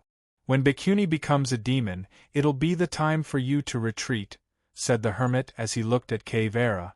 Cave Era took out a pocket watch and handed it to Wei Gu. "This is a time pocket watch I made. After bhikkhuni becomes a demon, you can use it to directly return to the time and place I set, which is the headquarters of our League of Defender." "Thank you, Lady Cave Era." Wei Gu solemnly put away the pocket watch. "Go. When I return to headquarters, I'll help your Balrog advance to the Terror grade. Your future achievements will be limitless," said the hermit. "I still have to thank the two of you for your promotion. Then, this subordinate will go now." After taking a few steps, Wei Gu suddenly turned around and said, "Your Excellency, are there any taboos when using this pocket watch? I'm afraid I'll use it wrongly." "If you're worried, you can give it a try," Cave Era said calmly. "Please guide me, Your Excellency." Wei Gu was very careful. How could he be careless when it came to matters of life and death? The Cave Era told him the detailed usage method. Wei Gu pressed it and his body immediately vanished. After a few seconds, his figure appeared again. "His Excellency's time powers are indeed miraculous. He can travel thousands of kilometers in an instant. It's as though he has the help of a god, Wei Gu praised. If there's no problem, go quickly. The bhikkhuni is about to come out, Cave Era said with a cold expression, as though she was unhappy that Wei Gu didn't believe her. Wei Gu knew that she was unhappy, so he didn't court or rebuff. He bowed and headed towards Luoyang City. You were right. This person is too cautious. Thankfully, the time pocket watch I gave him was real. Otherwise, it would have been troublesome, Cave Era said after Wei Gu vanished from Luoyang City. Is there a problem with the pocket watch? The hermit asked. No problem. Everything is under my control. Without my power to activate it, the time pocket watch is useless. It's useless for him to have it. Besides, it can let me know where he is. Cave Era hesitated for a moment and said, Why must he die? Although such a person is very annoying, he is indeed very useful. If he doesn't die at the hands of the bhikkhuni, how can the bhikkhuni truly become a demon? The hermit said indifferently, He's just a dog. As long as we are willing, there will be more people who are willing to stand in his position and work for us at any time. Furthermore, he's too ambitious. Such a person isn't suitable to stay in this position for long. Otherwise, the bureau will become his private property. Don't tell me we have to discuss with him when we need the bureau in the future? Cave Era thought about it and agreed. From this operation, it could be seen that Wei Ji's title of Queen Bee wasn't groundless. Those censors were almost obedient to Wei Gu. They even disobeyed them on the surface. Without Wei Ji's orders, it would be difficult for them to do anything. Not only have we dealt with the infamily in Luoyang, but we can also reshuffle the bureau and replace it with our own people. It's killing two birds with one stone. We should celebrate later, the hermit said with a smile. As the two of them spoke, the bhikkhuni had already walked out of the underground city. The moment she walked out, a large number of dead people crawled out of the ground in Luoyang. Luoyang City was immediately in chaos. The ancient soldiers outside could still resist, but many ancient soldiers suddenly crawled out from beneath their feet. It immediately threw the Sunset Army's formation into chaos as they fell into melee combat. Instantly, the battle situation became extremely tragic. Just as the hermit had expected, Bhikkhuni headed for Luoyang City as though she was pursuing Wei Ji's whereabouts. Wherever she passed, the dead people who crawled out of the ground would transform into Buddhist light and rise into the sky. All of their faces revealed looks of relief, as though they had been liberated. However, the living people near her weren't affected. Upon seeing this scene, the soldiers and experts guarding the city were overjoyed. They imagined that reinforcements had arrived. The current bhikkhuni will only redeem the dead, but after she becomes a demon, she will redeem the living as well. I hope they will still be able to smile when the time comes, Hidden World said indifferently. If it weren't for the fact that Tianzhua is too overbearing and doesn't know what's good for him, he wouldn't have implicated the people of this city, Cave Era said with a sigh. A general's success is built on the bones of thousands. Fate has never been one's own. If they want to blame someone, they can only blame themselves for following the wrong person, the hermit said coldly and emotionlessly. Bhikkhuni walked towards Luoyang step by step. A large number of ancient soldiers were redeemed. When she arrived outside Luoyang City, people thought that their savior had arrived. They opened the door and wanted to welcome Bhikkhuni in. Humans are just that ignorant, the hermit said with a strange expression. Bhikkhuni entered the city. A large number of dead people crawled out of the ground and were redeemed by her power. The pressure immediately lessened. Although the power of those dead people wasn't enough to destroy Luoyang, they were everywhere and could appear from anywhere. It affected ordinary people greatly. Even someone as powerful as Li Xian couldn't take care of the entire Li family. Many dead people crawled out from under the floorboards in the house. He couldn't blow up the Li family with one punch, right? Furthermore, there were many people from the Li family fighting the dead. As for Bhikkhuni's power, she could ignore everything. She could directly purify the dead, but the living weren't harmed at all. Be happy. The more happy you are now, the worse you will cry later. The hermit snorted coldly and asked Cave Era, "Where's Wei Gu?" "Towards the back." Cave Era sensed the pocket watch's location. Why did he run so far? The hermit frowned slightly. He doesn't dare get too close to the overseer's office. He's afraid of being discovered. It's good to be careful lest he is discovered and chased out, Cave Era said. The two of them could only watch as Bikuni walked through the streets and redeemed a large number of dead people. She walked faster and faster, and her strength became stronger and stronger. She was almost about to complete her transformation. Chapter 1366. After Bikuni's trip, most of the dead in Luoyang City had been expiated. The remaining scattered corpses that were further away and hadn't been expiated were no longer too dangerous. "We're almost there," Cave Era said to the hermit after sensing the time pocket watch's location. The hermit's eyes were filled with excitement as though he was looking forward to seeing Bikuni become a demon. Seeing that Bikuni had already reached Wei Ji's location, Bikuni, who had been walking forward, suddenly stopped. "It's coming." The hermit's heart beat rapidly as adrenaline surged. He was so excited that his palms turned moist. Suddenly, Bikuni turned around without any warning and walked back in the direction he had come from. "What's going on? Isn't Wei Gu there?" The hermit was slightly taken aback as he hurriedly asked Cave Era. "He should be there. The time pocket watch is there." Cave Era felt that something was amiss. "No, he's not there," the hermit said with certainty.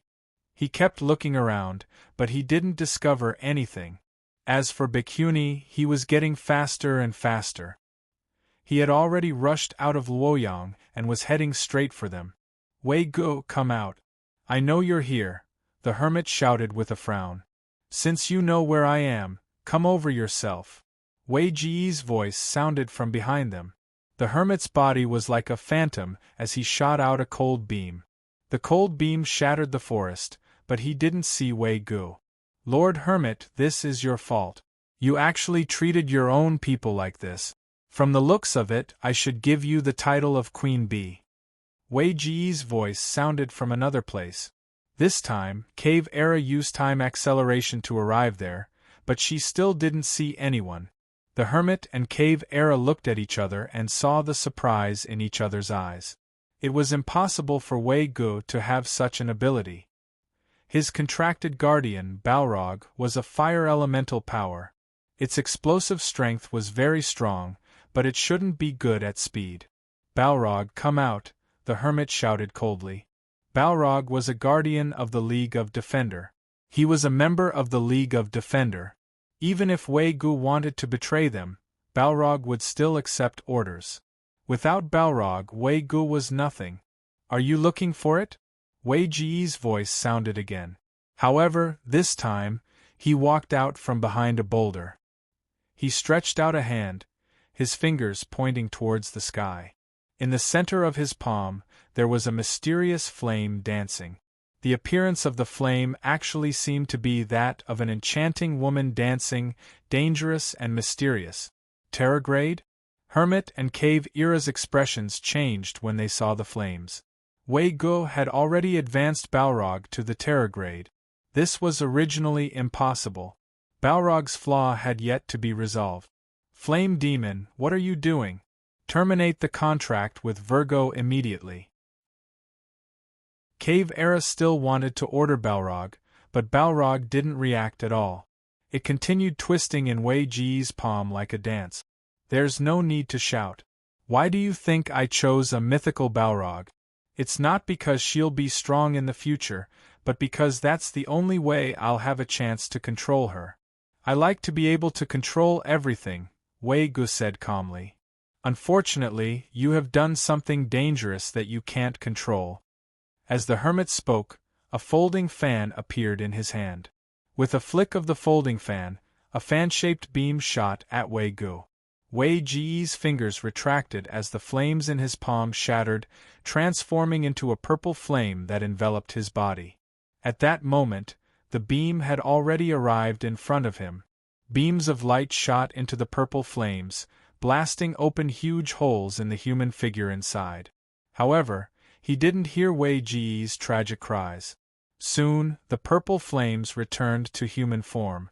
It was like a flowing purple flame robe that was draped over Wei Ji's body.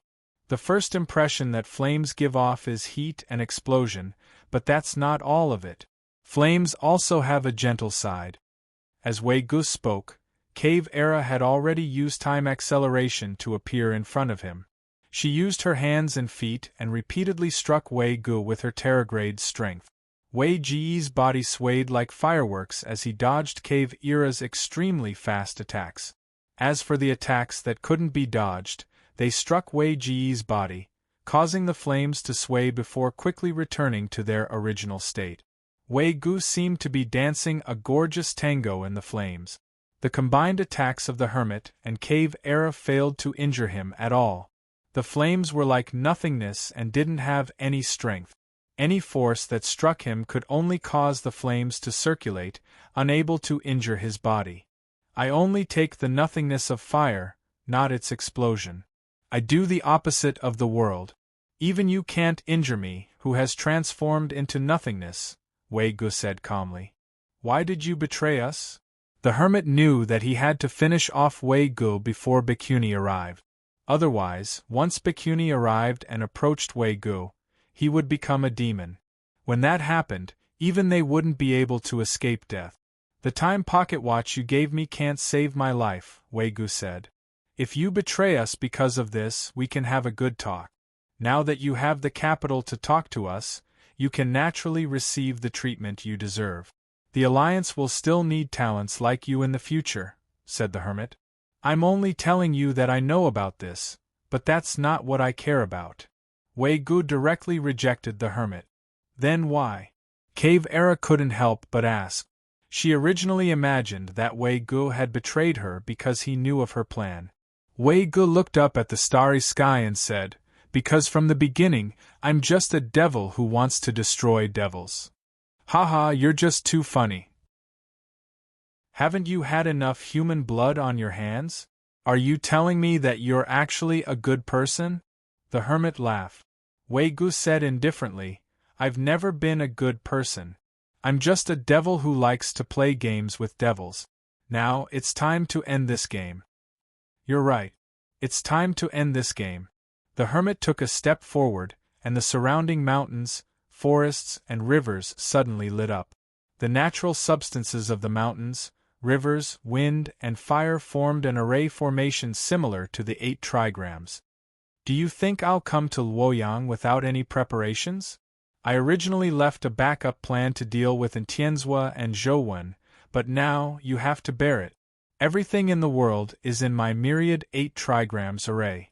Even if your body dissolves into nothingness, there's no rootless fire in the world. That mere flame of yours can't escape my myriad 8 trigrams array. Only destruction awaits you. With the hermit's voice, the surrounding mountains and rivers lit up. The power of everything surrounded Wei Gu from all directions. Have you ever heard of a spark that can start a prairie fire? The flame robe on Wei Ji's body fluttered like a purple bonfire that soared into the night. It was beautiful and dangerous. Chapter 1367. The flames on the gauze robe transformed into butterflies that danced out. Anything that was tainted by the flames, all the mountains, rivers, and forests, burned. Instantly, everything around them turned into a world of purple flames. The flaming forest, flaming rivers, and flaming mountains, everything was ignited. The original myriad 8 trigrams array had now turned into a pure fire array. The hermit's expression changed drastically. He tried to stop the myriad 8 trigrams array, but he realized that it was useless. The endless energy brought by the burning myriad 8 trigrams array made it impossible to stop the mutated myriad 8 trigrams array. Seeing that Bikuni was approaching, the hermit and Cave Era tried to charge out, but they realized that they were trapped in the myriad 8 trigrams array. They couldn't charge out. They had truly fallen into a trap of their own making. Didn't you say that the myriad 8 trigrams array contains everything in the world? Your powers are naturally included, so you can't leave. Don't you remember what you said? Wei Gu said with a smile. Wei Gu, why aren't you retracting the power of the flames and escaping? When that bikini becomes a demon, the first person he'll kill will be you, said the hermit. Have you seen a demon that's afraid of death? It's a form of happiness for me to have the two of you die with me, Wei Gu said nonchalantly. Bikini was already close. The hermit and cave era couldn't afford to waste time. They attacked Wei Gu with all their might, hoping to break through the array and escape. However, Wei Ji's void flames didn't focus on powerful explosive strength. Instead, they focused on burning and nothingness. They took an unconventional approach and achieved an extreme effect. If it was a fair battle, Wei Gu might not be able to defeat Cave Era, but it wouldn't be easy for them to injure him. Furthermore, they didn't have time. Cave Era and the hermit were shocked and furious. They shouted, Wei Gu, why aren't you releasing the array? Do you really want to die together? What good does it do you to perish together? I'll tell you a secret regarding Flame Demon. It'll give your Flame Demon a real chance to advance to the Calamity Realm. Open, the veins on the hermit's forehead bulged as he roared. However, Wei Gu remained unmoved. He was like a fiery butterfly fluttering in the world of flames. No matter how terrifying the hermit and Cave Era's attacks were, they couldn't injure him at all. At that moment, Bikuni finally walked into the array. The flames of the array couldn't even touch her monk robes. She walked all the way as if she wasn't tainted by the flames of the mortal world. It's over. The hermit and Cave Era's hearts sank. However, Wei Gu remained as calm as ever. He transformed into a flowing flame and arrived near Bikuni. Come. It's also an extremely gratifying thing to be able to have the honor of causing a Buddha to degenerate into a demon. Wei Gu spread his hands and waited for Bikuni to become a demon. He was like a demon lord who was raising demons with blood. The hermit and the Cave Era were terrified. Even they could not completely suppress their fear of death. Bikuni was a calamity-grade existence. If she became a demon here, it would be difficult for them to escape death. They wouldn't even have a chance to escape. However, in the next second, Bikuni's actions left everyone dumbfounded. Wei Gu froze. Bikuni looked at Wei Gu and calmly sat down. She slowly closed her eyes as her body emitted a Buddhistic glow. Her body gradually transformed into the appearance of a Buddha. The Buddhistic glow shone, and everything that encountered the Buddhistic glow returned to its original natural state. The flames extinguished, the trees bloomed, the river flowed, and greenery spread across the mountains. Flowers bloomed one after another. She is about to become a Buddha. The hermit was speechless. He really couldn't believe such a ridiculous thing. Bikuni didn't become a demon when facing a person like Wei Gu, whose hands were covered in blood. Instead, she became a Buddha. No. Impossible. Wei Gu was dumbfounded himself. How could a person like him be someone who could make Bikuni become a Buddha? Even he didn't believe that he was a good person. More importantly, once Bikuni became a Buddha, she would have no lethality and wouldn't harm anyone. It was very likely that she would immediately tear through space and leave Earth. Without using Bikuni's strength, Wei Gu was no match for Cave Era and the hermit. All his plans were for naught. Wei Gu gritted his teeth and rushed forward to burn Bikuni with flames. He wanted to use violence to make her degenerate into a demon. However, when his flames burned Bikuni's body, Bikuni's Buddhistic glow became stronger and stronger. Her body rapidly transformed into a Buddha's body. Become a King demon. Wei Gu angrily punched Bikuni's face, but his fist was blocked by the Buddhistic glow on Bikuni's body. Bikuni had already transformed into a Buddha. She smiled and nodded at Wei Gu. Then, amidst the Buddhistic glow, she slowly rose into the void and disappeared from Earth. The natural disaster that accompanied her also vanished. F***. Wei Gu felt an indescribable feeling. He mechanically turned his head to look at Cave Era and the hermit. He saw that the two of them were looking at him with killing intent and had already surrounded him. Would you believe me if I told you that this was a misunderstanding? Wei Gu said bitterly. What do you think? The hermit stared coldly at Wei Gu and blocked his escape route. Cave Era stood in front of Wei Gu with an extremely unfriendly expression. If not for an accident, their lives would have been ruined by Wei Gu. Commissioner Wei, I really underestimated you in the past. However, don't worry. This time, I will definitely do my best to send you where you want to go. The hermit's expression was gloomy as a strange glow circulated around his body. The power of his terror transformation had already been pushed to its limit.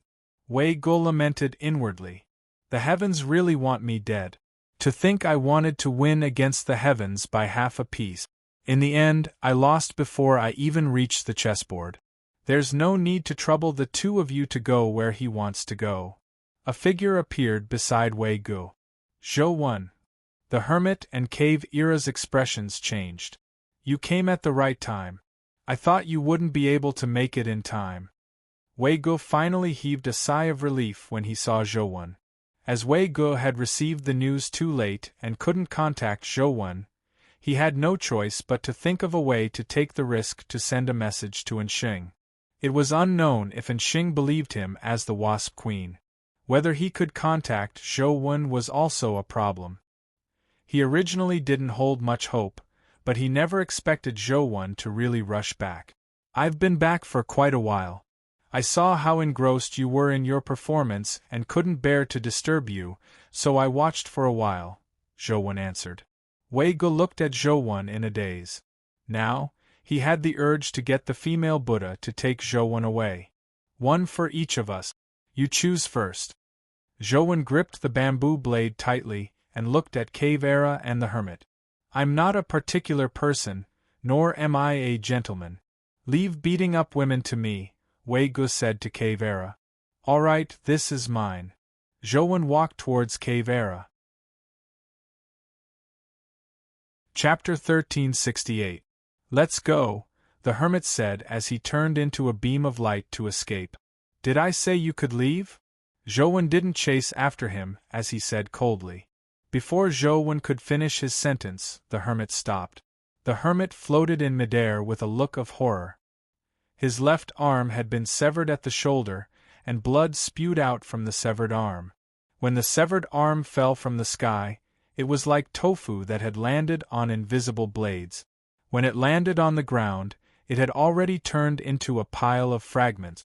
The reason why Zhou Wen didn't come out immediately wasn't as simple as watching Wei Ji's performance. During that period of time, he had already used invisible sword beams to set up the minor heavenly cycle stellar array and sealed off the area. It was also thanks to the hermit's good luck that the first hit was his arm. If his head had hit it, he would have been split in half. He wouldn't even have a chance to react. The hermit didn't dare move because he didn't know where the silent, invisible sword beams were. Rushing over rashly was no different from sending himself to his death. Cave Era's figure flashed as she wanted to approach the hermit and use the power of time to return to the League of Defenders headquarters. Your opponent is me. Purple flames flew over like butterflies that filled the sky, sealing off Cave Era's path. Wei Ji's swaying flame-like figure also arrived behind Cave Era. Previously, because he knew that he wasn't a match for Cave Era and the hermit, Wei Gu had only dodged and never taken the initiative to attack. Cave Era struck back. Under the effects of time acceleration, the palm was unbelievably fast. When it struck Wei Gu, it immediately pierced a hole in his body. However, Wei Gu only smiled slightly. Instead of retreating, he advanced as though he couldn't feel any pain. He arrived in front of Cave Era and reached out to grab her face. As for Cave Era's entire arm, it pierced through Wei Ji's body.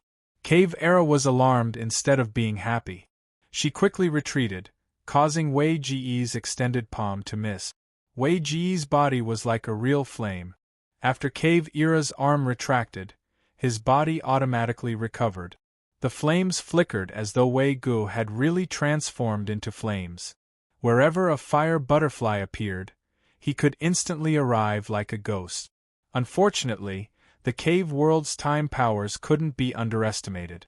Although Wei Ji's attack was strange, he ultimately failed to touch the cave world. Zhou, you have to think it through. Do you really want to be enemies with the League of Defender? Do you know how many guardians there are in the Federation? How many people want to have a guardian? As long as you're willing, you can become one of them and have a top guardian, the hermit said as he looked at Zhou with a gloomy expression. Guardian? What kind of guardian can you give me? Myth? Fear? Or a natural disaster?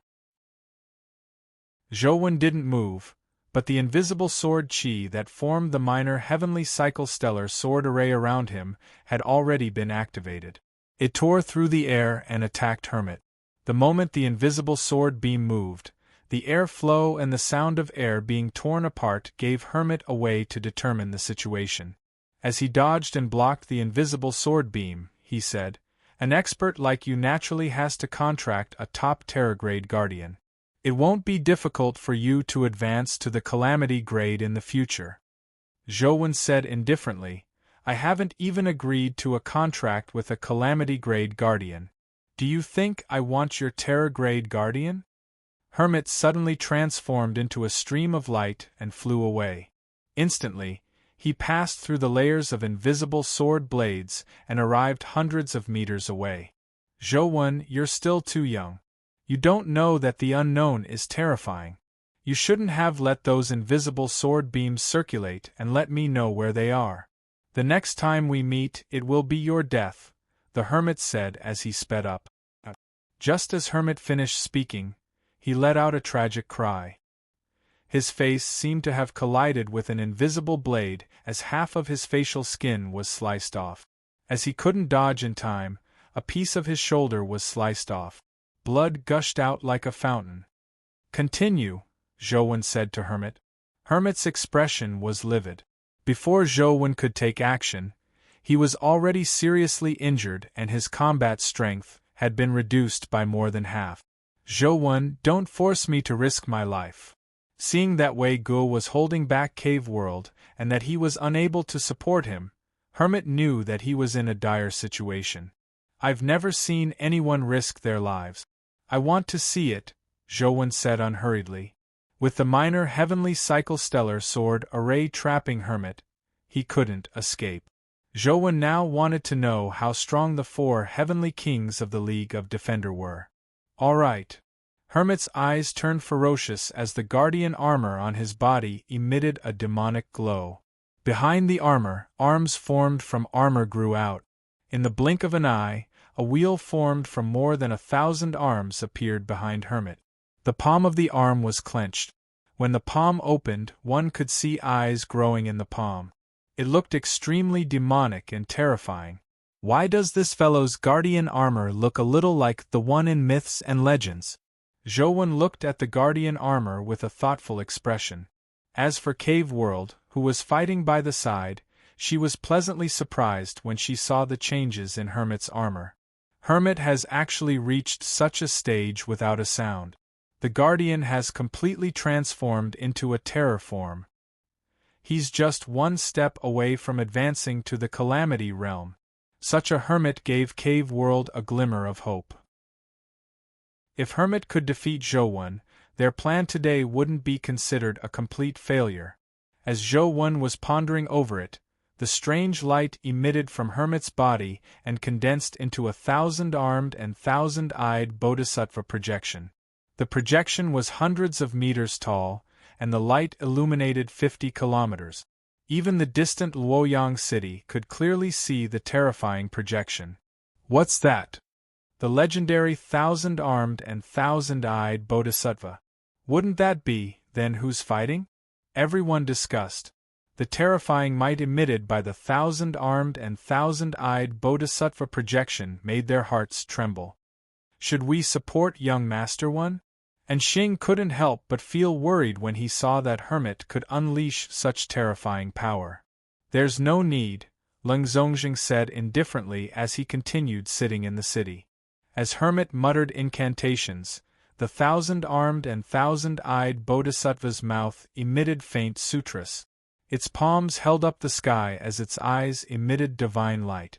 Wherever the terrifying divine light passed, everything was destroyed as though it was about to destroy the world. Zhou, go to hell! As the hermit roared, the thousand hands and thousand eyes aimed at Zhou. Instantly, divine light condensed, and a beam of light that resembled a blazing sun instantly appeared in front of Zhou. The dazzling light seemed to devour everything. Boom! Just as everyone was alarmed, they saw sword beams pour down like a silver river. Chapter 1369. Countless sword beams condensed into something corporeal like a galaxy pouring down, colliding with the terrifying beam. Clang! Clang! Clang! Clang! Like the sound of a steel nail stabbing into a wooden board, countless sword beams pierced through the beam and went against the flow, shattering the beam. Under the impact of the countless sword beams, the noble and terrifying figure that resembled a thousand-armed and thousand-eyed bodhisattva instantly shattered like glass. Ah! Under the impact of the countless sword beams, the hermit's body was drowned in the sword streams. Just as his scream came to an abrupt halt, his body and his guardian armor shattered and dissipated in the torrent. The terrifying bodhisattva figure vanished, leaving only the galaxy-like sword streams swirling around Zhou. They were resplendent like stars. Cave Era was alarmed. Such a terrifying attack was something she had never seen in her life at the Terror Grade. Even an immortal probably didn't have such terrifying destructive power. The hermit's thousand-armed and thousand-eyed power was considered top-notch destructive power among the Terror Grade, but it was like tofu in front of Zhou sword streams. What terrifying power was this? Without any hesitation, Cave Era used the power of time and instantly vanished. She didn't dare stay here for another second. Zhou minor heavenly cycle stellar array had already scared her out of her wits. One of the four heavenly kings, Hermit, is nothing much. Can't you last a little longer? Zhou said in disappointment. He didn't realize that the minor heavenly cycle stellar array wasn't just a one-on-one battle. It was equivalent to countless Terror Grade experts surrounding Hermit. It would be a wonder if Hermit could withstand it. Wei Gu looked at Zhou and couldn't help but shake his head with a bitter smile. He thought to himself, I thought that I've done extremely well over the years. Perhaps I'll have a chance to compete with this fellow, but I never expected him to have already reached such a stage. President, I really have to thank you this time. If it weren't for your timely news, I'm afraid I wouldn't have been able to rush back in time. Without you attracting the bhikkhunis to resolve the dead in the city, Luoyang would have suffered heavy losses. I wonder how many people would have died.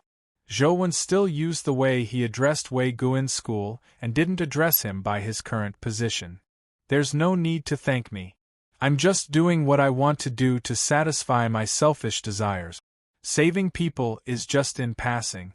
Wei Gu looked at Zhou and asked, You should be about to advance to the Calamity Realm, right? Natural disaster? Zhou was slightly taken aback before he shook his head and said with a bitter smile, ignoring Calamity, I don't even know how to raise my Terror Grade. You are still at the mythical stage? Wei Gu was stunned as he looked at Zhou in disbelief. Zhou nodded. I also want to advance to the Terror Grade, but I can't.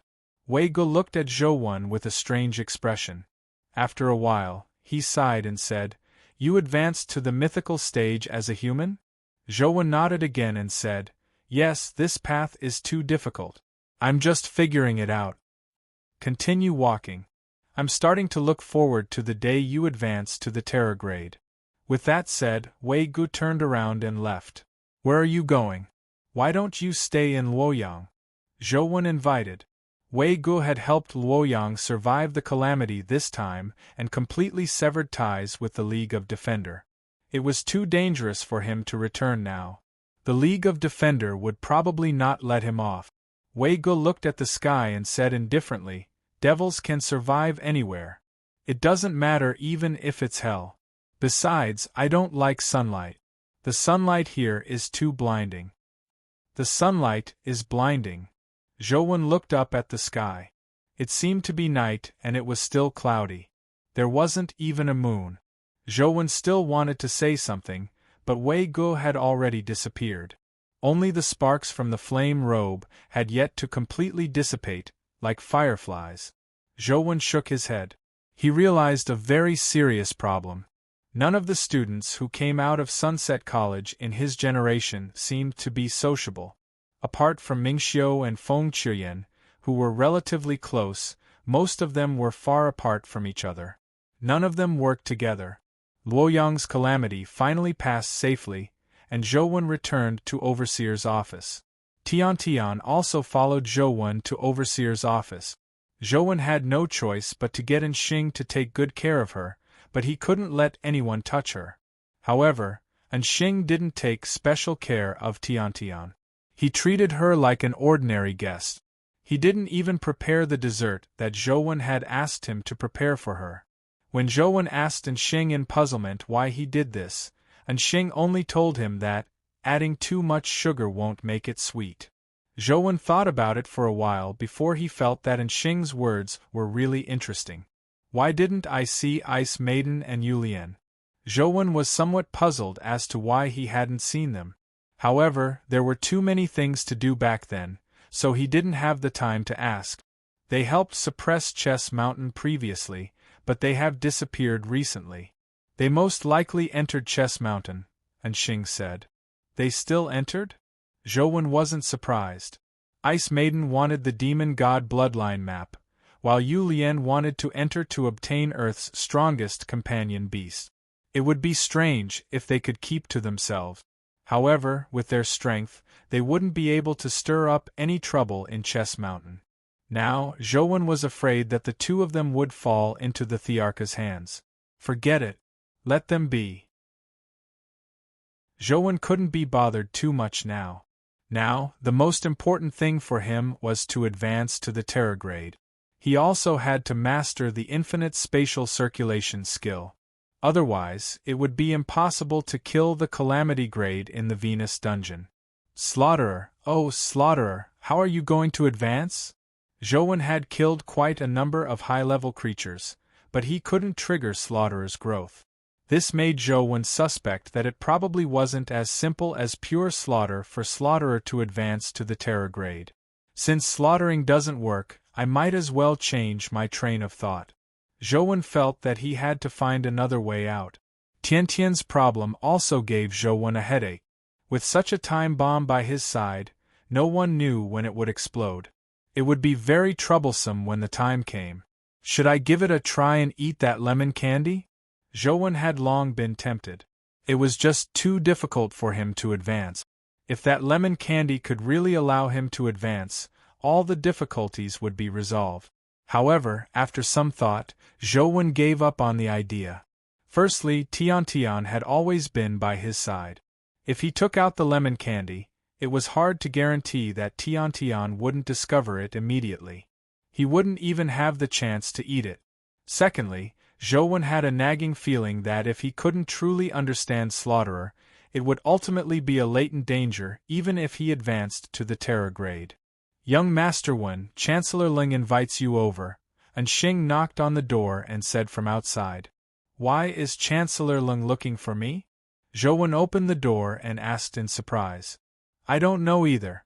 However, Chancellor Ling usually doesn't like people disturbing him. It's not easy for Overseer, his favorite student, to meet him. There's no harm in meeting him, Xing said.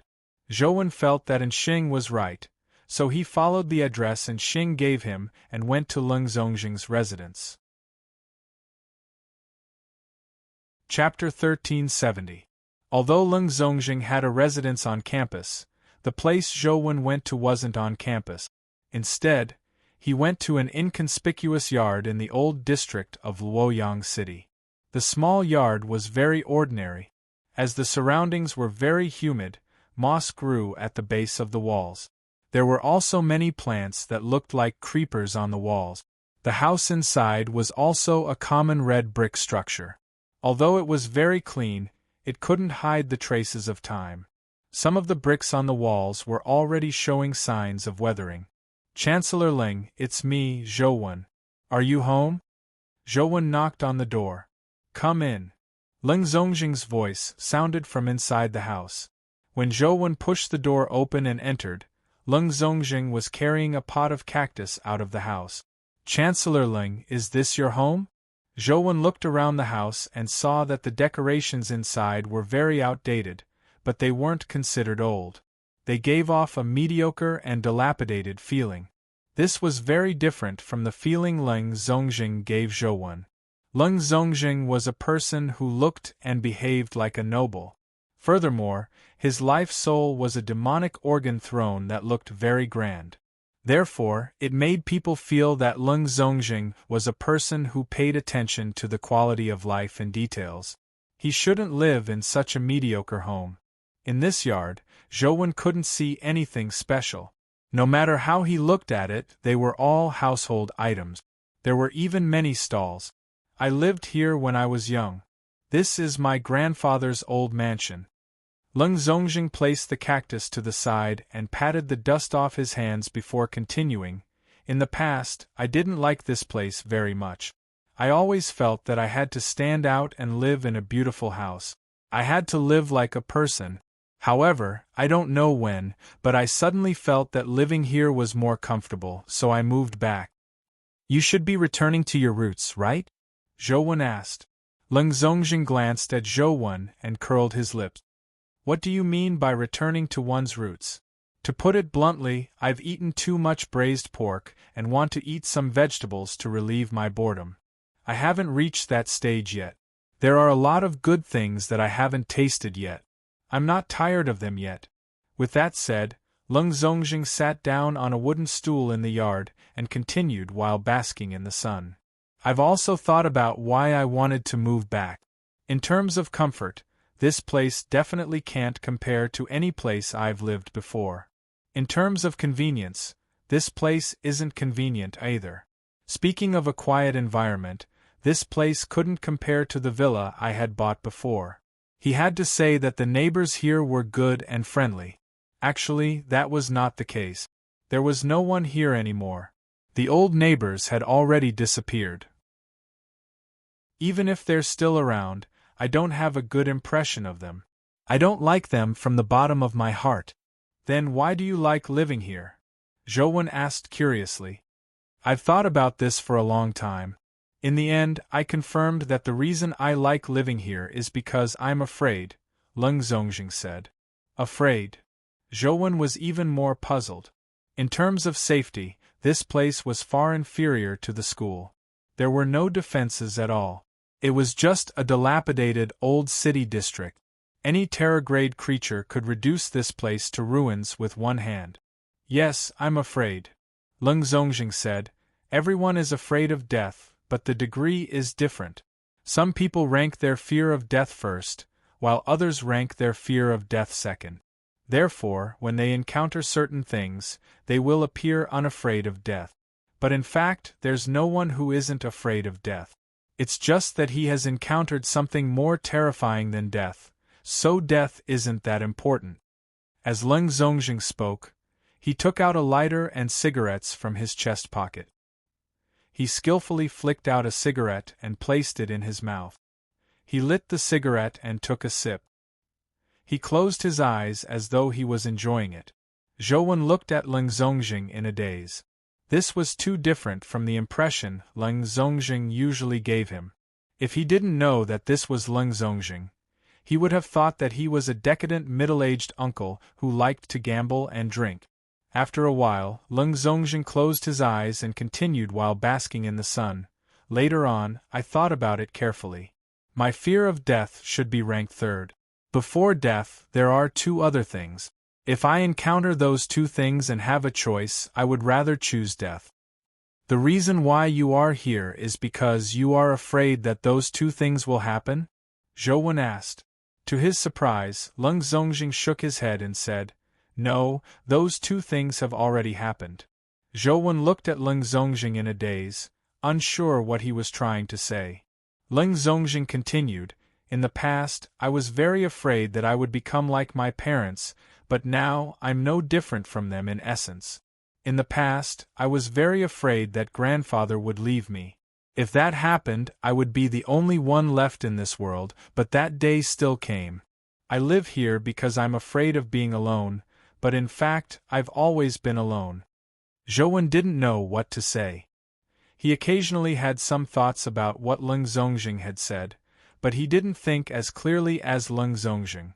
However, looking at Leng Zongjing, Zhou Wen felt that Chancellor Leng wasn't as difficult to get along with as he had imagined. Leng Zongjing took another puff of his cigarette and pressed the remaining half of it on the cement flower bed beside him. He extinguished the sparks and flicked it into the trash can. "Living here gives me an inexplicable sense of security. I feel like this is my own little world. As long as I hide here, I don't need to worry about anything, nor do I need to worry about anything. As long as I sleep, it's as if all the bad things will disappear on their own."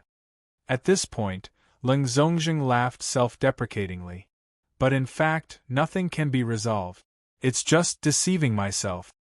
"You can't say that. Everyone needs a pure land in their hearts to nurture and recover. Perhaps this place won't be of any substantial help to you in resolving your problems, but it can give you peace of mind. It can allow you to face those problems calmly."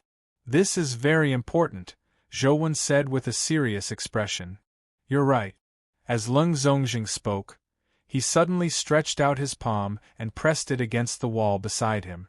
The entire courtyard and house instantly collapsed, turning into fragments that rose into the air. What are you doing?" Standing in the ruins, the rubble around him constantly rose. Zhou Wen looked at Leng Zongjing in confusion, unsure why he was doing this. Amidst the rising fragments, Leng Zongjing turned around and left. As he walked, he said, "Just as you said, everyone has a pure land in their hearts to escape from. It's a place of fear that's closer to the heart than death. If one day you meet an enemy who doesn't fear death, then you should think about how to find the pure land that belongs to him. Kill and destroy the heart. Sometimes, destroying the heart is scarier than killing the person. You're good at everything, but you're too kind. Sometimes, kindness is a sin. Killing. Zhou Wen stood in the ruins and watched Leng Zongjing's departing figure. There seemed to be some emotions surging in his heart. Chapter 1371. Zhou Wen's talent was focus. This allowed him to have extraordinary single-mindedness. However, everything had its pros and cons. Zhou Wen could quickly immerse himself in whatever he did. This made him learn everything faster than the average person, and it wasn't easy for him to be distracted. It was very difficult for him to be disturbed by other matters. On the contrary, because of his focus, Zhou Wen's emotions weren't as rich as the average person's. He wasn't that sensitive. It was difficult for Zhou Wen to sense some emotional things. In Zhou Wen's understanding, defeating an enemy was similar to adding and subtracting. He only considered how much he lost and how much his opponent lost. In his calculations, killing an opponent was already the enemy's greatest loss. However, Leng Zongjing's words had opened up a new world for Zhou Wen.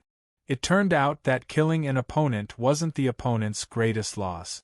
Of course, this theory was only effective on a portion of people, or rather, it was effective on a certain person at a certain point in time.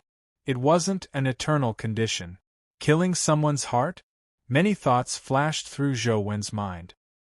He actually felt slaughterer in his body respond, as though it was telling him that he had found the right path. Zhou Wen looked in the direction Leng Zongjing had left with a complicated expression. Leng Zongjing had clearly seen through his problem during his battle with the hermit. He had called him over to let him understand this reason.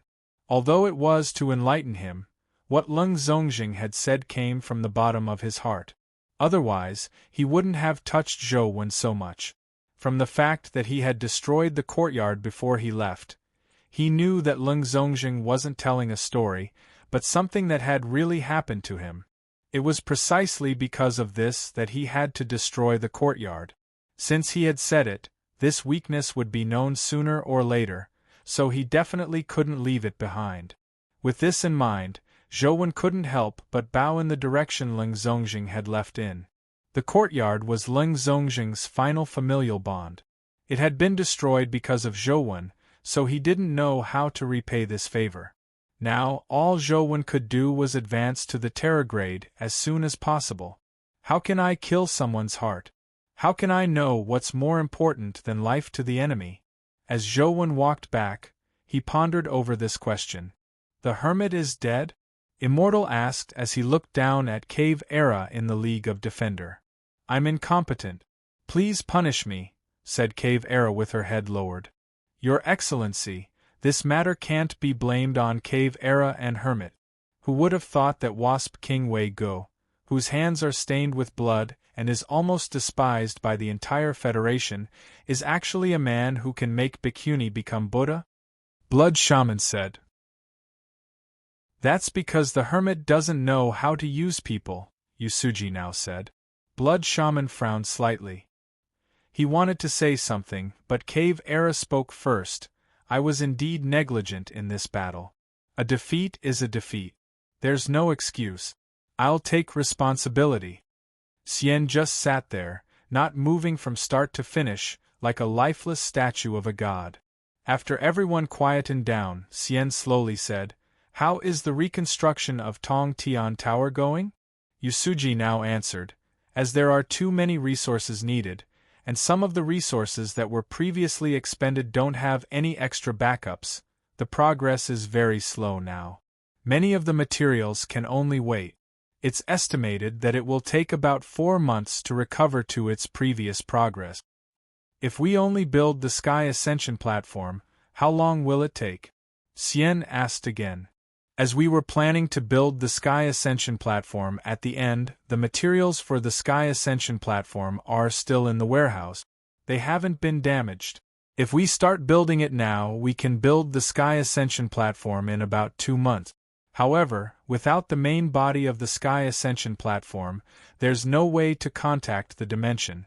It's useless even if we have the Sky Ascension platform, right? Yusuji now said after some thought. I want to see the complete Sky Ascension platform in a month, said Xian.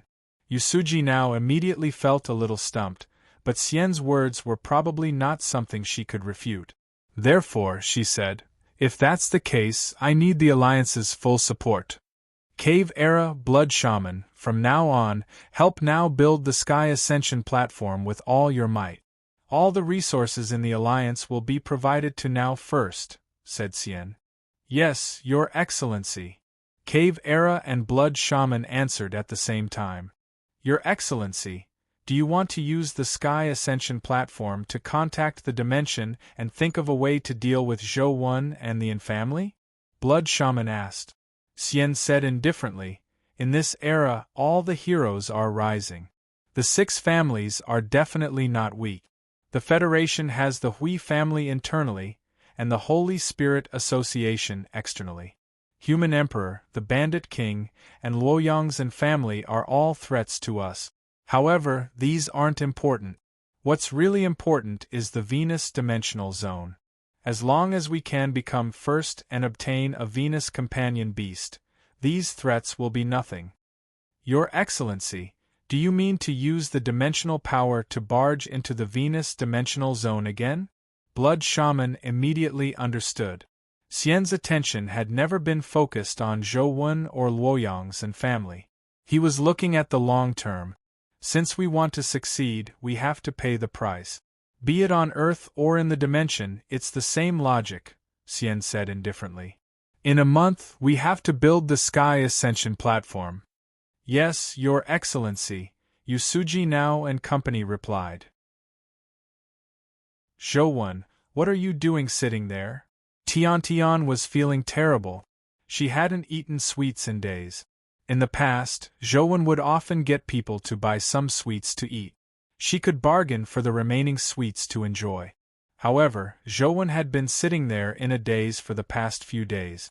He didn't even eat, much less get people to buy sweets to eat. I'm thinking about something, Zhouwen answered. What are you thinking about? Tian pressed. You ghosts don't understand those things, Zhouwen said. How do you know I don't understand? Let me tell you, there's nothing I don't know, Tian said angrily. Zhouwen ignored her. He couldn't tell Tian that he was thinking of killing someone, right? Tian was God. To say that he wanted to kill someone in front of God and make the other party suffer a fate worse than death was something Zhouwen would do unless he was crazy. I don't care. I want to eat cake, pudding, milk tea. This wasn't the first time Tian had exposed herself. She was already a little desperate. Zhouwen looked at the exasperated Tian and seemed to think of something. His eyes gradually lit up as he sized her up. What do you want? Tian was a little frightened by Zhouwen's gaze. She took 2 steps back and asked Zhouwen warily. If you contracted a disease that would kill you just by eating something sweet, would you still eat something like cake? Zhouwen asked Tian. I won't get sick, Tian said. I'm talking about what if. What if I don't get sick? This is just an analogy. What if you get such a disease? Without what if, it's impossible for me to get sick. Zhouwen felt a little uncomfortable being stifled by Tian. He couldn't say his original thoughts. It was like a fishbone stuck in his throat. He couldn't swallow it or spit it out. Chapter 1372. This uncomfortable feeling gave Zhouwen a new idea. That's right. The so-called killing of the heart doesn't have to make the other party suffer a fate worse than death. On a grander scale, killing of the heart is to make the person wish they were dead. On a smaller scale, as long as it makes the enemy feel terrible, it can also be said to be killing the heart. The so-called killing of the heart is actually pointing at the weakness of the other party's character. In other words, what I need to do is to see through the weakness of the other party's character. However, it's easy to find flaws in a move because the move is there. I can study a way to crack it at any time. However, how can I know if an enemy I'm not familiar with has a weakness in character? Zhouwen fell into deep thought again. Tian saw that Zhouwen seemed to be in a daze again. He had his head lowered in a daze, his eyes unfocused. She turned around and left the yard gloomily. She couldn't help but want to go out for some sweets. Young Master Wen specially instructed me to buy this for you. Eat it while it's hot. Just as Tian walked out, she saw Anxing walk over with a box in his hand. This is Cloud Store's plum blossom cake. Tian's eyes lit up when she saw the box clearly. She nearly drooled. The last time she ate with Zhouwen and Madame Lan, she had seen Zhouwen eat such plum blossom cake. Back then, she had been drooling, but Zhouwen hadn't left any for her, leaving her depressed for an entire day. Why should I want his things? Tian turned her head to the side as though she was disdainful, but her eyes couldn't help but glance at the box of plum blossom cakes. Young Master Wen said that you like it, so he got me to buy it for you. Since you don't like it, I'll throw it away. And Xing turned around to leave. Don't. It's such a waste to throw it away. Although I really don't like plum blossom cakes, I can't waste food. Just accept it, Tian said with a red face. Then I'll leave it to you. And Xing handed the box to Tian before turning to leave. After Xing left, Tian found an empty garden. She opened the box and took a sniff. The sweet smell immediately filled her face with bliss. Soon, Tian's mouth was filled with plum blossom cakes. Her cheeks were round, and there were many red bean stains on the corner of her mouth. As she ate, she muttered to herself, "That baddie Zhouwen isn't too bad at times.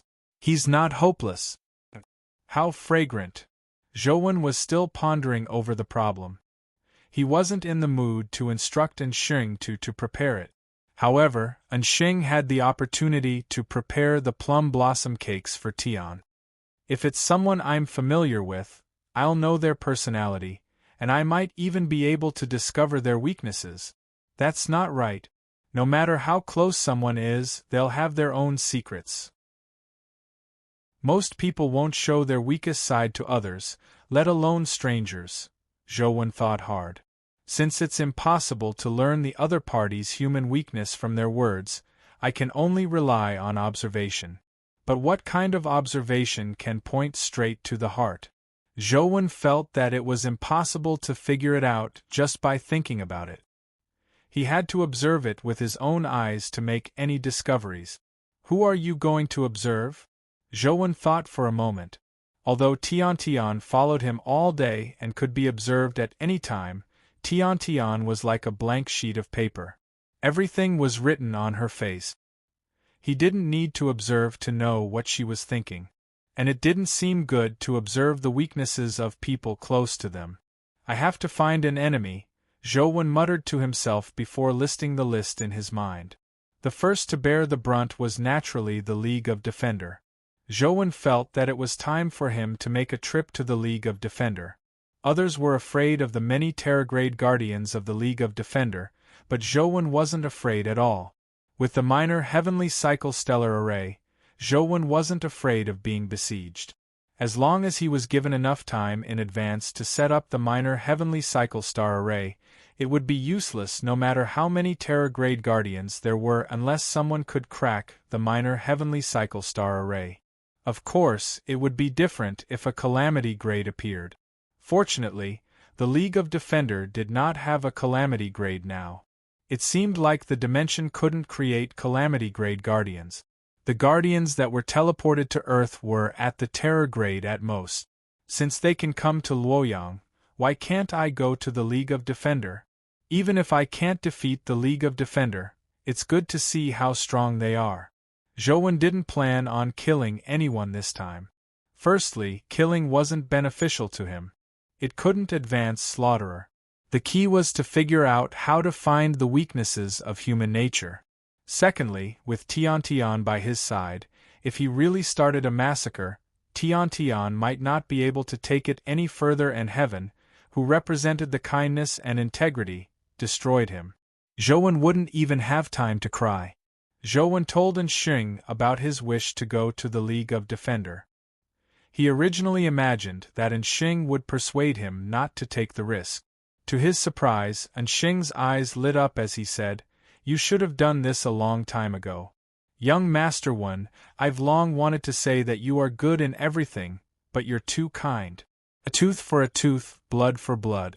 If others slap us, we have to slap them back. That's how it feels. You have to continue with the matter regarding Tian-Yi."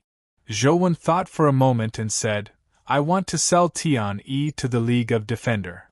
At this point, is that still possible?" And Xing felt that it probably wouldn't be easy to sell Tian-Yi to the League of Defender. Where there's a will, there's a way. Just continue preparing. There's no need to deliberately contact the League of Defender. First contact others who are interested in Tian-Yi and talk about it. Zhou already had a plan. "All right, I know what to do." And Xing understood what Zhou meant. After arranging the matters in Luoyang, Zhou set off for the headquarters of the League of Defender. Tian naturally wouldn't let Zhou off. She continued following by his side as though she wouldn't give up until she found a reason to kill him. Zhou sat on the earth elemental beast's back and took out his phone. He opened Yang City, hoping to see what was inside that even Tian, a goddess, wasn't willing to enter. Yang City was an earth city. The blood-colored avatar pushed open the door and entered. The camera turned and many buildings made of mud and wood appeared on the phone's screen. They looked very old and backward. This city wasn't small. Strangely, Zhou didn't see a single living dimensional creature. The entire Yang City was dead silent like a ghost city. What's that? Zhou sized up the buildings in Yang City and quickly discovered something strange. Chapter 1373. Zhou realized that something was amiss with the buildings here. Although they looked like they had adobe walls and wooden roofs from the outside, they didn't look quite right. However, Zhou saw a huge pillar that looked like a leg bone in the nearest room. It was definitely not made of wood or mud. Zhou carefully observed again, and realized that not only were the pillars in the room made of bones, but even the beams and ridges were made of bones. Perhaps it should be said that the entire roof was a huge backbone and rib cage, while the pillars were leg bones. The interior of the room was completely supported by the bones of unknown exotic beasts. Zhou heart stirred as he hurriedly looked at the nearby buildings, and realized that it was as he had expected. The skeletons of various exotic beasts could be seen in the buildings of various sizes. Or rather, these buildings were built according to the skeletons of those exotic beasts. The smaller the bones, the smaller the buildings. Some houses were only half the height of a person and looked like models. However, the bones inside were not fake at all. The huge house was like a palace, and the skeleton inside was astonishingly huge. It was hard to imagine what kind of terrifying beast it was when it was still alive. According to the different skeletons, every building had a different shape. Some were long, some were short, some were tall, and some were short. It looked very strange. The more Zhou looked at it, the more he felt that something was amiss. This place shouldn't be called a city, but a group of temples. Of course, the temples here weren't dedicated to gods, but to the bones of those mutated beasts. Inside the temple are the bones of mutated beasts. Then these mud walls and wooden roofs. Zhou looked at the reddish-yellow mud walls and couldn't help but think of something. Don't tell me those mud bricks were mixed with the blood of exotic beasts? The more Zhou thought about it, the more terrified he became. If this Yang city was really built with the blood of mutated beasts mixed with soil, then how much blood would it take? There was something else that puzzled Zhou. It was said that no one who entered Yang city had left alive, but up to now, he hadn't encountered any danger. Since he was already here, he naturally couldn't return empty-handed. Zhou summoned Tyrant Behemoth and made it head for a blood-bone temple. He wanted to see if he could destroy it or see if there was anything hidden inside. Tyrant Behemoth ferociously pounced at a small blood-bone temple. The highest point of the building only reached Tyrant Behemoth's waist. Tyrant Behemoth activated absolute strength and punched the wooden roof of the blood-bone temple. Boom! Before Tyrant Behemoth's fist could hit the wooden top, an evil light erupted from the blood-bone temple. A black blood-like flame soared into the sky and blasted Tyrant Behemoth's massive body into the air. The black-red flames hovered above the blood-bone temple and turned into a black-red blood shadow. It looked like a big turtle, but its claws were like those of a tiger or wolf. Its head was like that of a bird, and its tail was like that of a crocodile. It even had a scorpion's stinger. The blood shadow looked demonic and evil, but it also gave off an extremely powerful pressure.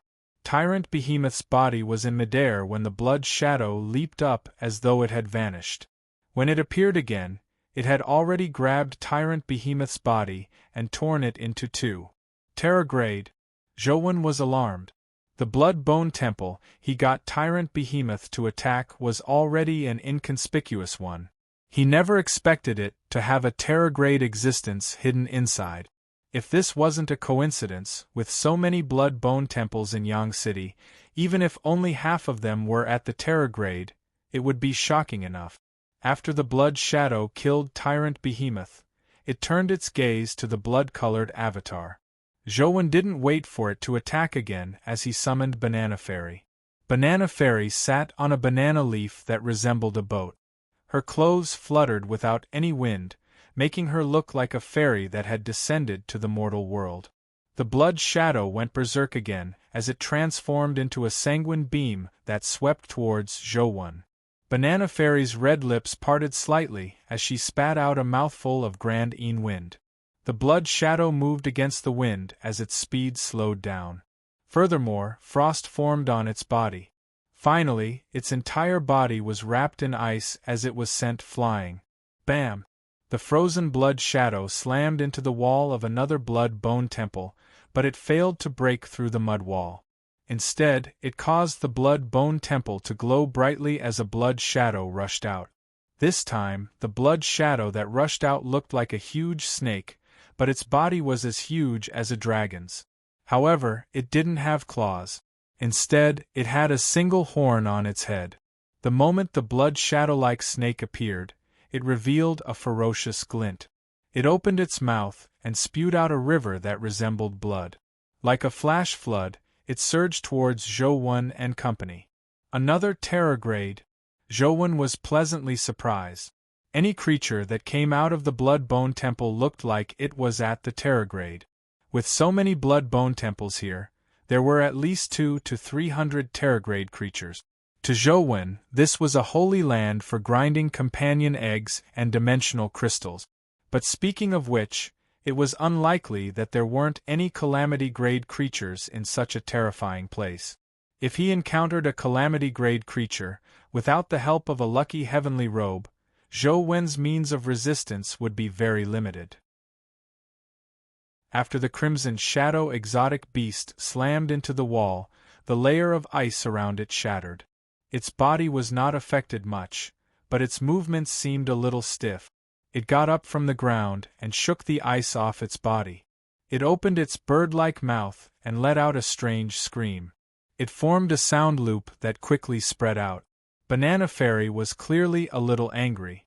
She jumped down from the banana leaf and flew in front of Zhou. She grabbed the banana fan formed by the banana leaf and fanned the two monsters. A terrifying grand wind swept out, freezing the torrent-like blood water. Even the sound loop froze in the air.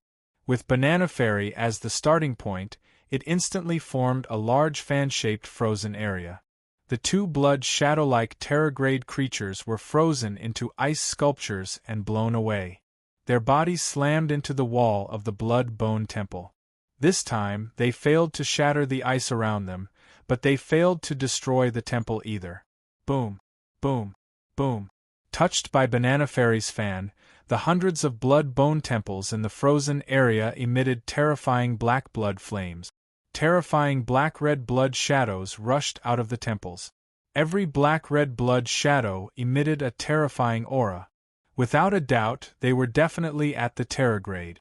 Zhou looked around and didn't see a creature below the terrorgrade. He was even more surprised. What's going on with Yang City? Why are there so many terrorgrade creatures? Chapter 1374. More than 100 fiendish and ghost-like terrorgrade creatures swept over as though they had a blood feud with Zhou and wished they could devour him alive. Zhou summoned the dragon-imprisoned armor and wore it. He quickly teleported, but he only managed to dodge a portion of the attacks. Many of them still landed on him. Fortunately, absolute defense was indeed powerful. Not only did it block many of the fatal attacks, but it also reflected damage, sending a few demon-like blood shadows flying back. Banana Fairy fanned the banana fan in her hand and used the chaos wind to form countless tornadoes, sending all the forces and blood shadows that approached her flying. However, there was a bird-shaped blood shadow that went against the wind. It wasn't afraid of Banana Fairy's chaos wind at all. It tore through the tornadoes that filled the sky and came close to Banana Fairy. With a spread of its wings, sanguine beams shot at Banana Fairy like a rain of arrows. Banana Fairy rode the wind and used the banana fan in her hand as a weapon. She blocked all the sanguine beams that approached her and fought the blood shadow-like bird. However, she had clearly met her nemesis. The giant bird seemed to have the innate ability to stop the wind. Be it the solar wind, the grand wind, or the chaos wind, they would immediately stop once they reached the giant bird. Zhou relied on the dragon-imprisoned armor's defensive ability to constantly set up the minor heavenly cycle-stellar array. However, before the invisible sword beams could stabilize, they were shattered by the overwhelming power that surged over. He was unable to form a sword array. Seeing that the sword array couldn't be set up, Zhou was about to risk his life when he heard a strange cry that sounded like a cow or a dragon. Before he could react, the blood-colored avatar's eardrums ruptured before its entire body exploded, turning into a bloody mist. A calamity-grade creature. Zhouwen was somewhat depressed. It wasn't surprising that there was a calamity-grade creature in Yang City, but he wasn't even able to see what it was before being killed by the sound. He was truly displeased. He wanted to enter again, but he was notified that he could only enter after 24 hours. Since he couldn't enter, Zhouwen used his memories to search for information online. Soon, he discovered that the blood shadows he saw in Yang City were extremely similar to some of the creatures in the classic of mountains and seas. For example, the blood shadow that looked like a turtle and a bird at the very beginning was very similar to the revolving tortoise in the classic of mountains and seas. The other blood shadows also had the shadow of the mutated beasts in the classic of mountains and seas. Could it be that the blood bone temples in Yang City were built with the bones of mutated beasts from the classic of mountains and seas? The more Zhouwen thought about it, the more he felt that he was right. Back then, Yu the Great conquered the flood and split open the mountains and rivers along the way. He killed countless strange beasts of the Great Lake. Yu the Great was probably the only one who was qualified to build such a city. After figuring this out, Zhouwen was alarmed and delighted. He was delighted that he would definitely gain a lot from having such a treasure land to grind Terragrade companion beasts and dimensional crystals in the future. What shocked him was that if Yang City also had a calamity grade, it would not be easy to defend Luoyang. Isn't there a peaceful place where I can game in peace? Zhouwen sighed before immersing himself in grinding dungeons. Unfortunately, there were many places Zhouwen wanted to grind, but he didn't have the ability to clear them. For example, Venus Dungeons and Chess Mountain, Zhouwen could grind for a period of time, but he would basically die later on. Zhouwen had previously attempted to kill the Ant Lord Guardian, but he was still killed. The growth of Ant City's Guardian was probably at the calamity grade. It seemed to be even faster than Zhouwen. Once, Zhouwen really didn't have any dungeons to grind, so he ran to Mount Laojun. After entering Mount Laojun's golden peak, he saw an immortal crane that ignored him. However, Zhouwen wasn't here for sightseeing, so he naturally couldn't just take a look. He went up to kill the immortal cranes, but he was killed on the spot with a single wing. The game screen instantly turned black. This can't continue. I have to think of a way to kill a calamity grade. As long as I kill it enough times, a calamity grade companion beast will drop. With a calamity grade companion beast, everything will be easy. Zhouwen really wanted to count on Truth Listener, but ever since the last time, Truth Listener had been on him in the form of an earring. He couldn't summon it no matter what. Zhouwen planned on thinking of a way to kill a calamity grade in-game after this trip to the League of Defender. From the looks of it, the calamity grade he had the most hope of killing was the one on Venus. That calamity grade's attack was indeed very strong. The 7th strike was almost a sure kill. However, his weakness was also very obvious. He only had single target attacks. Also, his defense was definitely not strong, and his melee combat ability was lacking.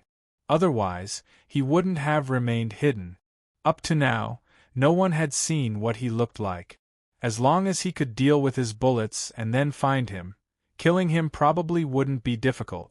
Now, Zhouwen's infinite space circulation skill was almost done.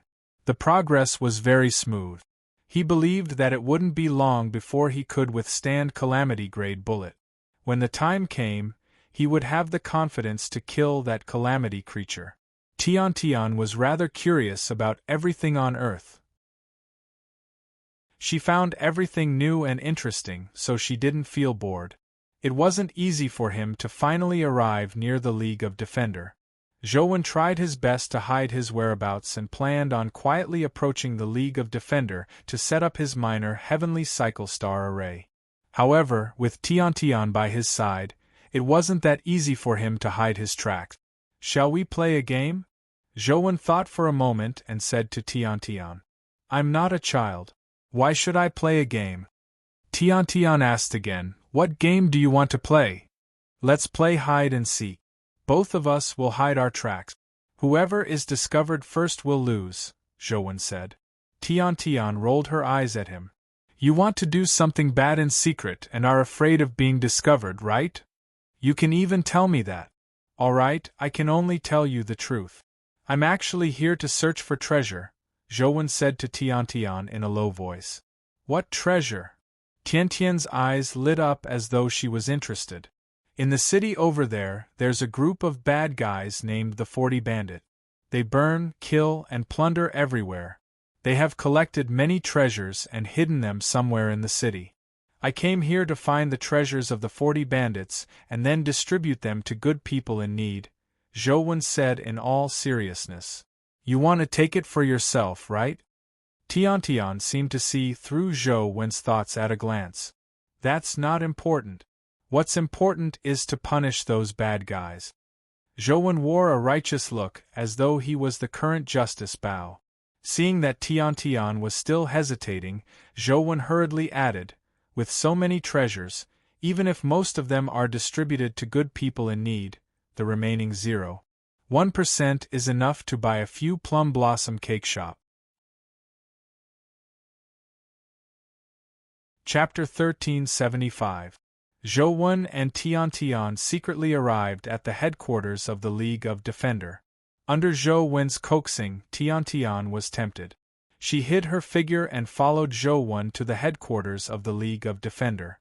Zhouwen still needed to hide along the way, but Tian Tian was very relaxed. As long as she didn't want anyone to see her, no one could see her. How strange. Why isn't Tian Tian's strength suppressed on Earth? Tian Tian's abilities were so powerful that Zhouwen was puzzled. Logically speaking, this shouldn't be the case. Calamity-grade beings were suppressed on Earth. If Tian Tian was really an apocalypse-grade big shot, the suppression should be even greater. However, no matter how Zhouwen looked at it, Tian Tian didn't look like she was suppressed by the rules. The headquarters of the League of Defender was very large. It was already considered a city. Many humans who had contracted guardians could be seen coming and going here. Zhouwen's minor heavenly cycle-stellar array wasn't strong enough to envelop such a large city, so he could only enter the core area first. He originally wanted to use the invisibility cloak to sneak in, but he felt that it wouldn't work. After all, the invisibility cloak was only at the mythical stage. There were many Terra-grade guardians here, so it was difficult to guarantee that no one could see him. After some thought, Zhouwen summoned demonic neonate. Neonate, call Grim Demon out.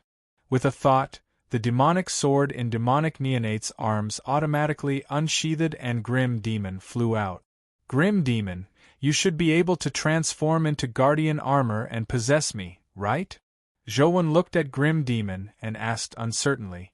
Typical guardians could transform into armor, but Grim Demon had never transformed into armor. He was always inside the demonic sword, so Zhouwen wasn't sure. Yes, but you haven't contracted me. You can't use my strength. Grim Demon said smugly. Why? You need to borrow my strength after encountering something you can't resolve? If you had known this would happen, you wouldn't have done it in the first place. If you had contracted me back then, of course, I wouldn't have thought much of you. Cut the crap. Just transform into armor and attach yourself to me. Zhouwen glared at him. Grim Demon naturally didn't care if Zhouwen glared at him, but when he looked back and saw demonic neonate glaring at him, he immediately cowered. He smiled obsequiously and said, Of course. I'm coming. With that said, Grim Demon transformed into armor and enveloped Zhouwen's body. A black armor enveloped Zhouwen's body, making his slender and muscular body look even more explosive. It was as though he could shoot out like a cannonball with a single step. There's no problem then. Zhouwen decided to swagger into the League of Defender.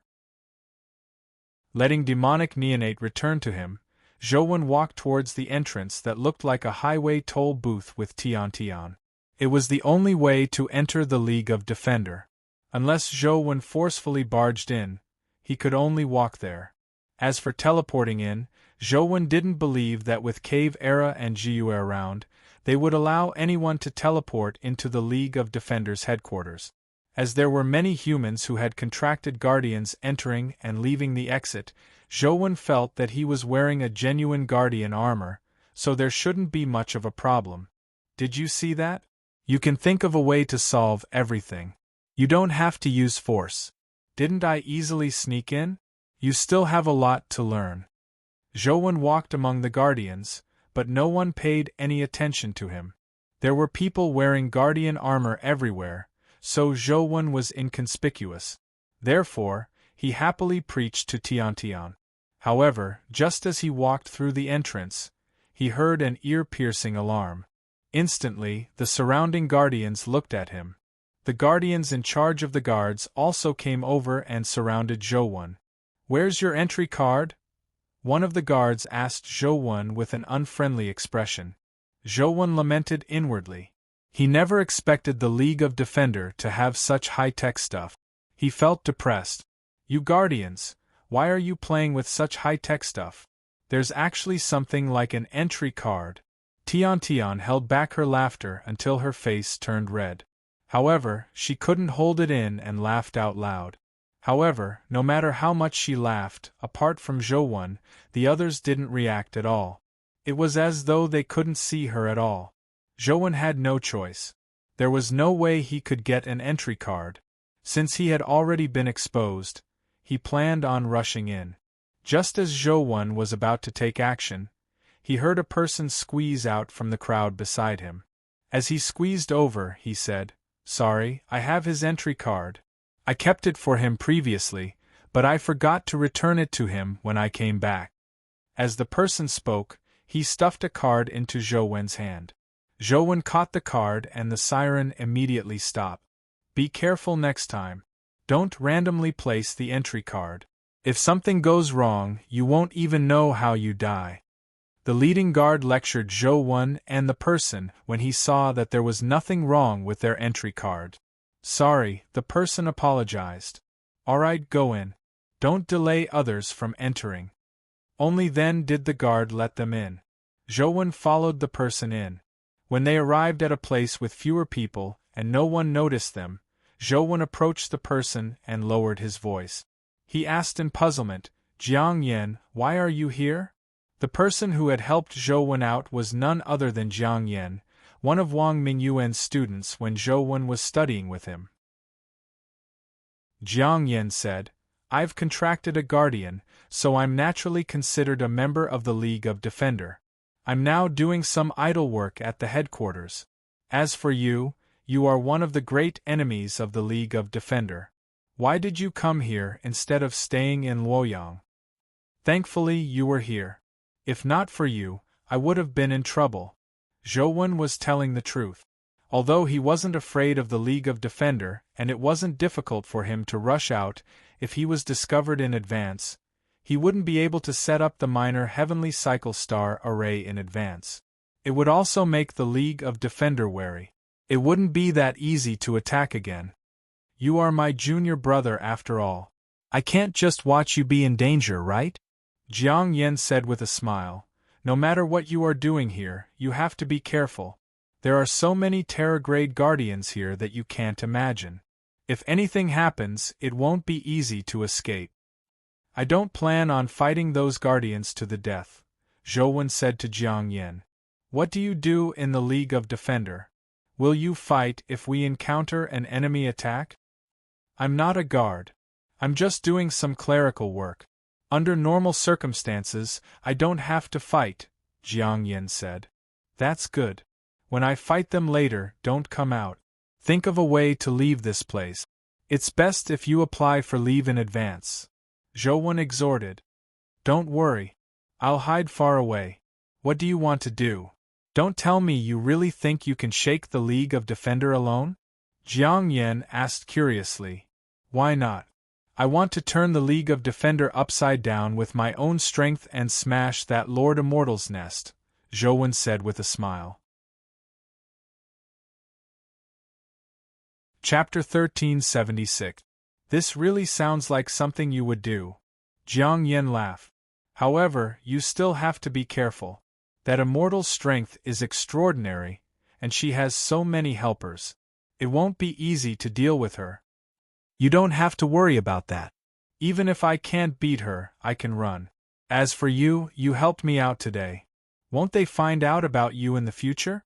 Also, will there be a problem with the card you gave me? Zhou frowned. Don't worry. That card is anonymous. It won't be that easy for them to find out about me.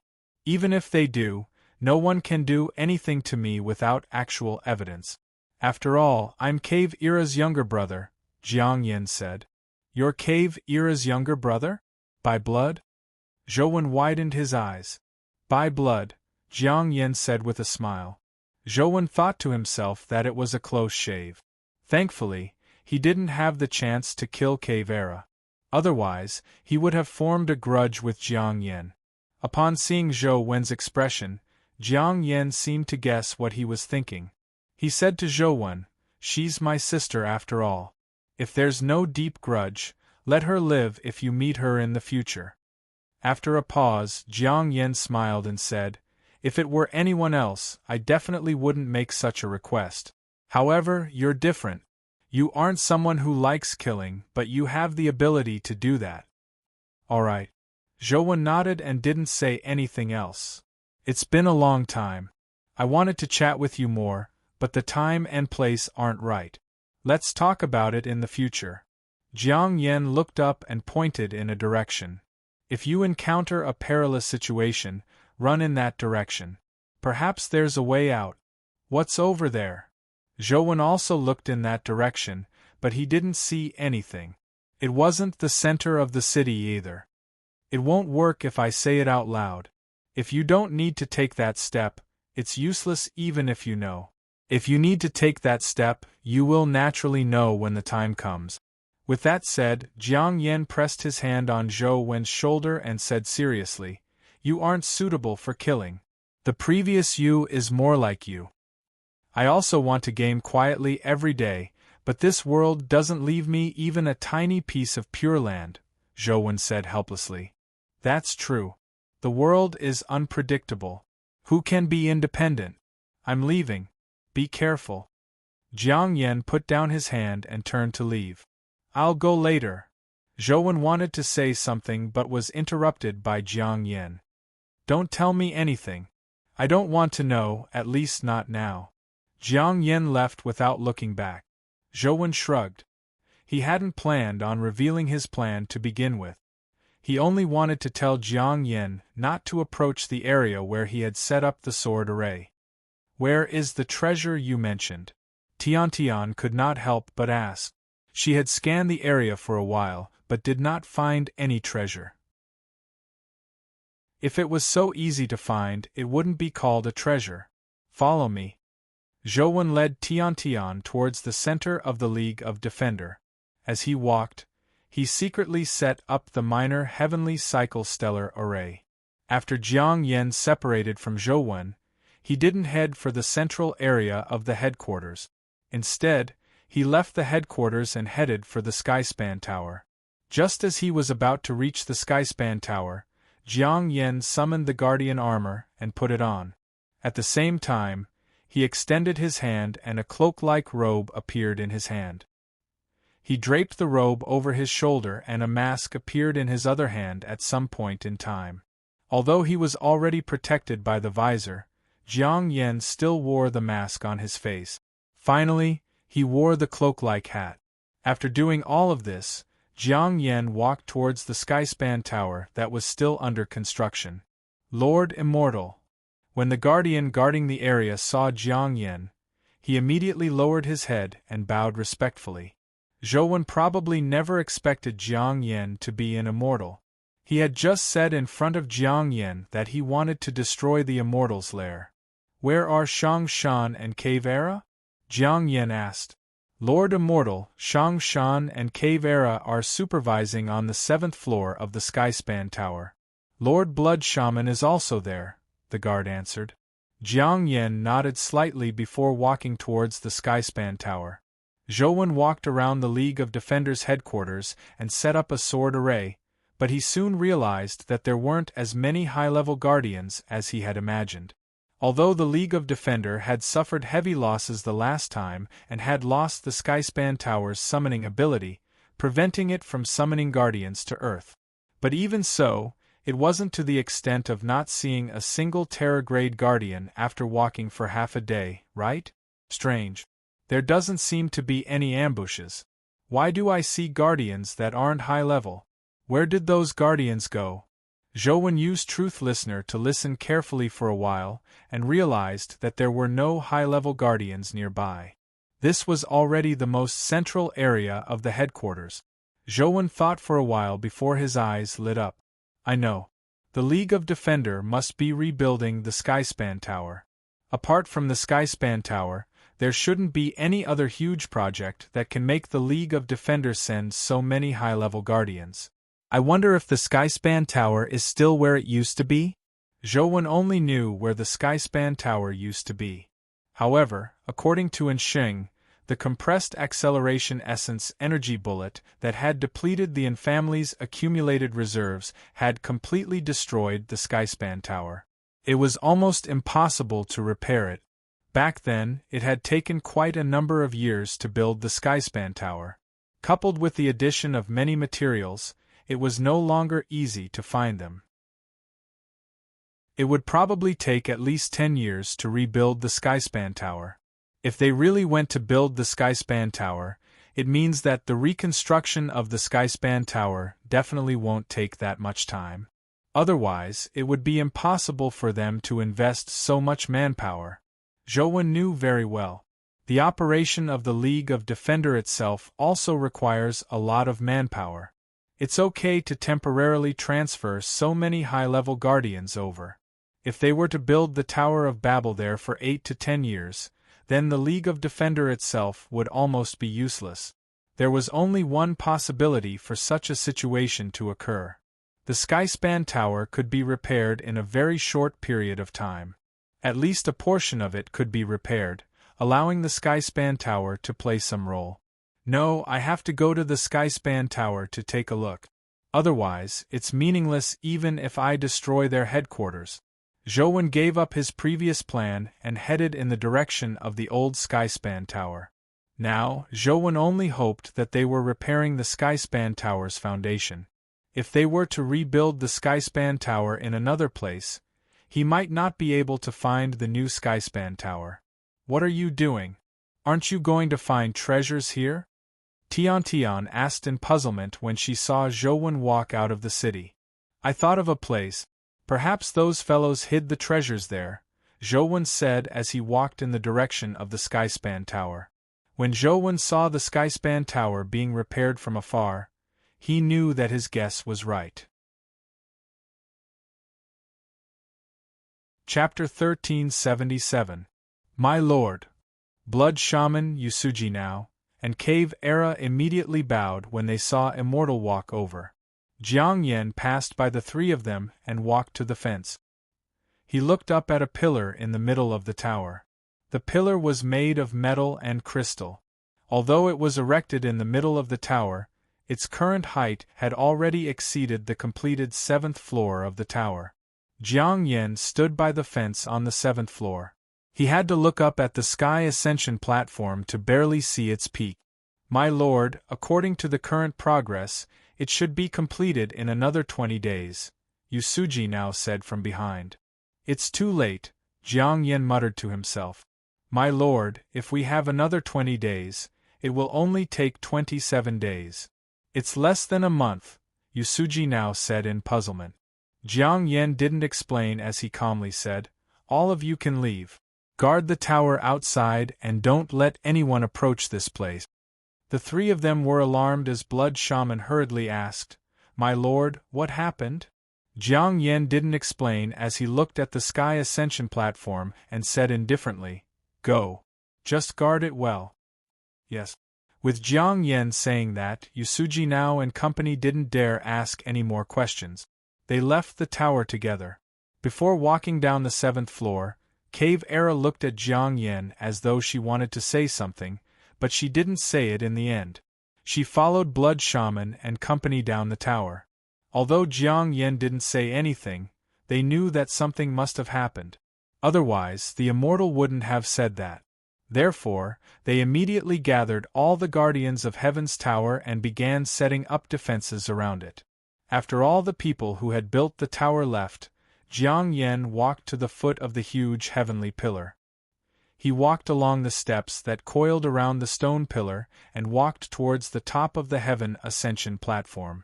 Only a third of the sky ascension platform was completed. The highest point was still under construction, but when Jiang Yan arrived at the highest point of the sky ascension platform, he could already see his surroundings. There's too little time. Although it's difficult to ascend to the heavens in one step, I have to give it a try. Jiang Yan looked up at the void. On the forehead of the guardian armor on his body was a mysterious crystal that resembled a vertical eye. It emitted a strange light.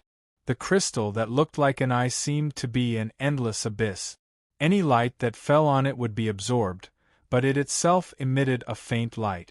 The light was like a tentacle, and when the light touched it, it was like a hair-thin tentacle had pierced into the void.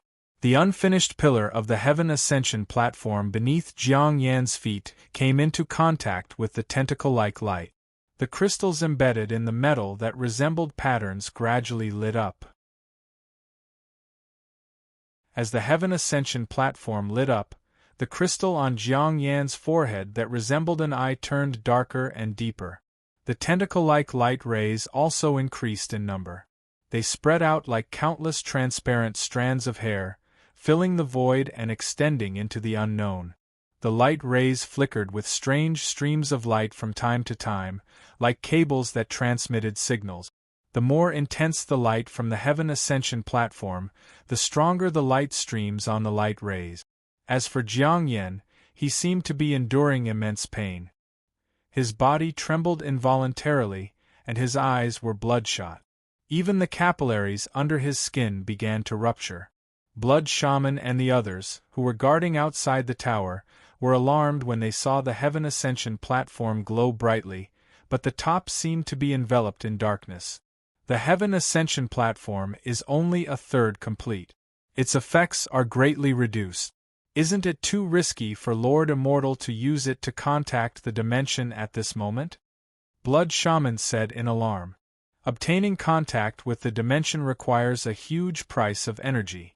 The Heaven Ascension Tower itself is an energy-gathering device, and the Heaven Ascension platform is like a signal amplifier. Even without the Heaven Ascension Tower's energy-gathering effect, as long as one has enough energy, they can use the Heaven Ascension platform's signal amplification ability to contact the dimension. However, even if there's an amplification effect, it requires extremely powerful energy to succeed. Now, there's only a third of the amplification effect, or even lower.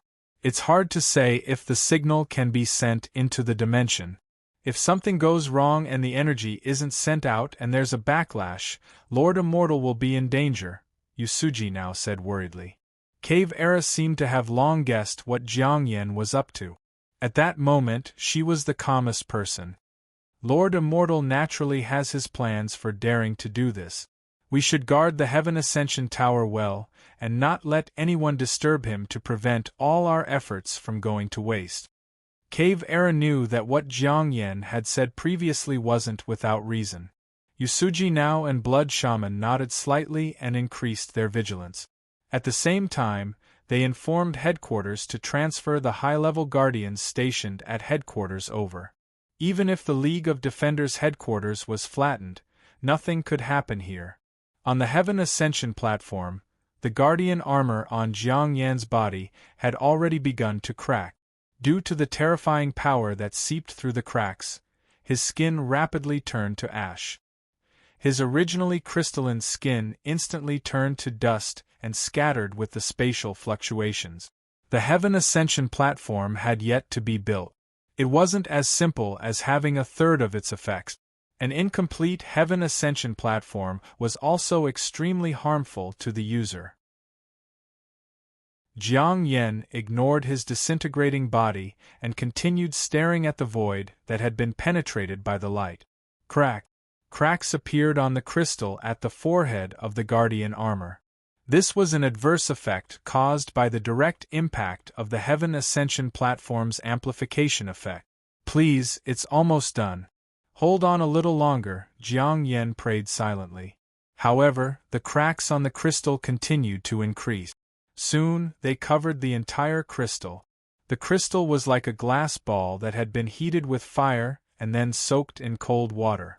Countless cracks crisscrossed each other. With just a little more force, it would instantly disintegrate. Just a little more. Just a little more. Jiang Yen stared intently at the void. His armor had cracked, and the exposed parts of his body had already turned to dust, revealing his white bones. However, he still didn't notice anything. Suddenly, a strange light spread out from the spot where the light beam pierced through, forming a humanoid figure made of light. It was as though a god that couldn't be looked at by humans had descended. Jiang Yen, is this the answer you're giving me? The figure looked down coldly at the half-completed Heaven Ascension Tower and the Heaven Ascension platform as it spoke unhappily. I've encountered some trouble and need help, Jiang Yen said. I've already given you enough help. If I need to resolve everything myself, why would I need you? Are you telling me that I need a new spokesperson in the human world? The figure said coldly. Chapter 1378. I believe in your judgment and know what you can do. Even if you change to another spokesperson, they won't be able to do better than me, Jiang Yen said in a tone that was neither servile nor overbearing without any fear. The Rubik's Cube is ranked second last. The Tower of Babel has been destroyed. Even the Federation government isn't under your control. Is this what you can do? The figure said disdainfully.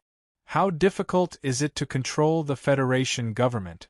But what's the use of controlling the Federation government? What we really need to control are the 6 families. Even the Holy Temple hasn't been able to completely control the 6 families after so many years, much less me, who has only been in charge of the League of Defender for a few years. After a pause, Jiang Yen continued, the Rubik's Cube's current ranking doesn't mean anything. If I want to, I can be ranked in the top 3 now, but so what? My goal is to be first. Aren't you the same? Without first place, it's useless no matter how high the ranking is. Therefore, I need more time to observe. Of course, if you are willing to give me powerful help, I believe it won't be difficult for me to rush to first place now. As for the destruction of the Tower of Babel, it was indeed my negligence. However, from the fact that the Tower of Babel could be destroyed, you should be able to understand what kind of enemy I'm facing. You should have seen human experts like Human Emperor and Thief King through the Rubik's Cube. However, it's very difficult for a Terragrade power to fight such human experts. It's not that I don't want to do things, but I'm really lacking in strength. What else do you want? A Calamity Grade Guardian? If I could directly send a Calamity Grade Guardian to Earth, what would I need you for? Even if I gave it to a pig, it would be able to wipe out all of humanity, the figure said coldly. If that's what you think, please wait a moment. You can decide if you want to change your spokesperson after you're done. Jiang Yen wasn't affected by the figure's emotions as he remained calm. What are you looking at? The figure asked with a frown. A human, my opponent, Jiang Yen answered. Human Emperor or Thief King? You want me to help you deal with them? This is what you should do. Otherwise, why would I need you? The figure said indifferently. Neither. Jiang Yen cast his gaze outside the tower. At that moment, there seemed to be a strange change happening outside the tower. After taking a look, Jiang Yen continued, do whatever you can. I can deal with one human emperor, and I can think of a way to deal with another Thief King. But what if there are more and more such humans? Don't you think that the help you've given them is not as effective as you think it is in front of such a human? Are you kidding me? How many humans like the Human Emperor and the Thief King can you find among you humans? The Light Shadow said with displeasure. I don't know how many there are, but one is already here. Jiang Yen looked into the distance and said calmly. The figure couldn't help but look in the direction of Jiang Yan's gaze. Indeed, he saw something flying over from afar. Upon closer inspection, one would immediately discover that a plantain leaf the size of a small boat was slowly gliding in the sky. It was as if the sky and the water were one color, and the boat was sailing in the sky. At the stern of the boat, a beautiful girl in a gauze dress who looked like a fairy was waving her sleeves like a boatman rowing the boat. A young man stood quietly at the bow of the boat, staring at the unfinished tower. Isn't that human the one who relied on luck and equipment to clear the Venus dimensional zone? Don't tell me that you can't even deal with such a person, and you still want me to help you? If that's the case, there's no value in your existence. The figure recognized Zhou and snorted coldly. There's no rush. Take a look, Jiang Yan said. Upon realizing Zhou appearance, Blood Shaman, Cave Era, and Yusuji Nao's hearts tightened. However, when they saw that Zhou was alone and that the girl carrying him was a companion beast, they heaved a sigh of relief. Zhou, you actually dare come here? Cave Era stared at Zhou and said through gritted teeth. With the hermit killed, Zhou could be considered a mortal enemy of the League of Defender. Cave Era wished she could skin him alive. Zhou smiled and didn't say a word. He stood on the banana leaf and observed Cave Era's expression, hoping to deduce her thoughts. The thoughts that Truth Listener could hear had to be extremely intense psychological fluctuations. If it wasn't for the emotional ups and downs, it was almost impossible for Truth Listener to hear the thoughts. Furthermore, even if he could hear it, it was only an ability. What Zhou needed wasn't a pure ability, but his keen perception and the ability to control the enemy's mental state. It wasn't enough to know what the other party was thinking. Therefore, if Zhou wanted to reach the realm of killing, he still had to rely on himself. As he observed Cave Era's words and actions and the subtle expressions on her face, Zhou discovered many things that he had never noticed before. It turned out that a person's emotions weren't what he thought. Although the face had the most rich expressions, body language was more rich than a person's expression when looking at a person's emotions. Apart from anger, it was difficult to see any other emotions on Cave Era's face. However, he could decipher more things from her body language. For example, Zhou noticed that although Cave Era was expressing her anger, her legs were in a folded posture. This wasn't a sign of attacking. At the very least, her posture wasn't conducive to attacking. From this, it could be inferred that Cave Era subconsciously felt some fear towards Zhou. Of course, this was a detail that could be seen by a more meticulous person. It wasn't difficult for Zhou to see through it, but it wasn't that easy to go further and perfectly interpret her inner thoughts from her body language. Furthermore, Zhou didn't know if this was the right path. However, no matter what, it was a good beginning. With a goal, regardless of whether the path he took was right or not, the scenery along the way was a gain. Seeing that Zhou didn't say a word and only stood on the banana leaf that resembled a boat, looking down at her with a teasing expression, she couldn't help but be furious. Shoot him down. This place doesn't allow an outsider to be impudent. After the dozens of Terragrade Guardians gathered nearby received the order, they began gathering their strength to shoot Zhou down from the sky. What should I do to make my opponent feel a fear that's even more terrifying than death? With a thought from Zhou, invisible sword beams appeared. They flickered like stars that filled the sky. Instantly, they filled the nearby space, enveloping the entire area around the sky-reaching tower. You're tuning in to the Phoenix Knights YouTube channel. Don't forget to subscribe and join us on this journey to catch the most captivating stories.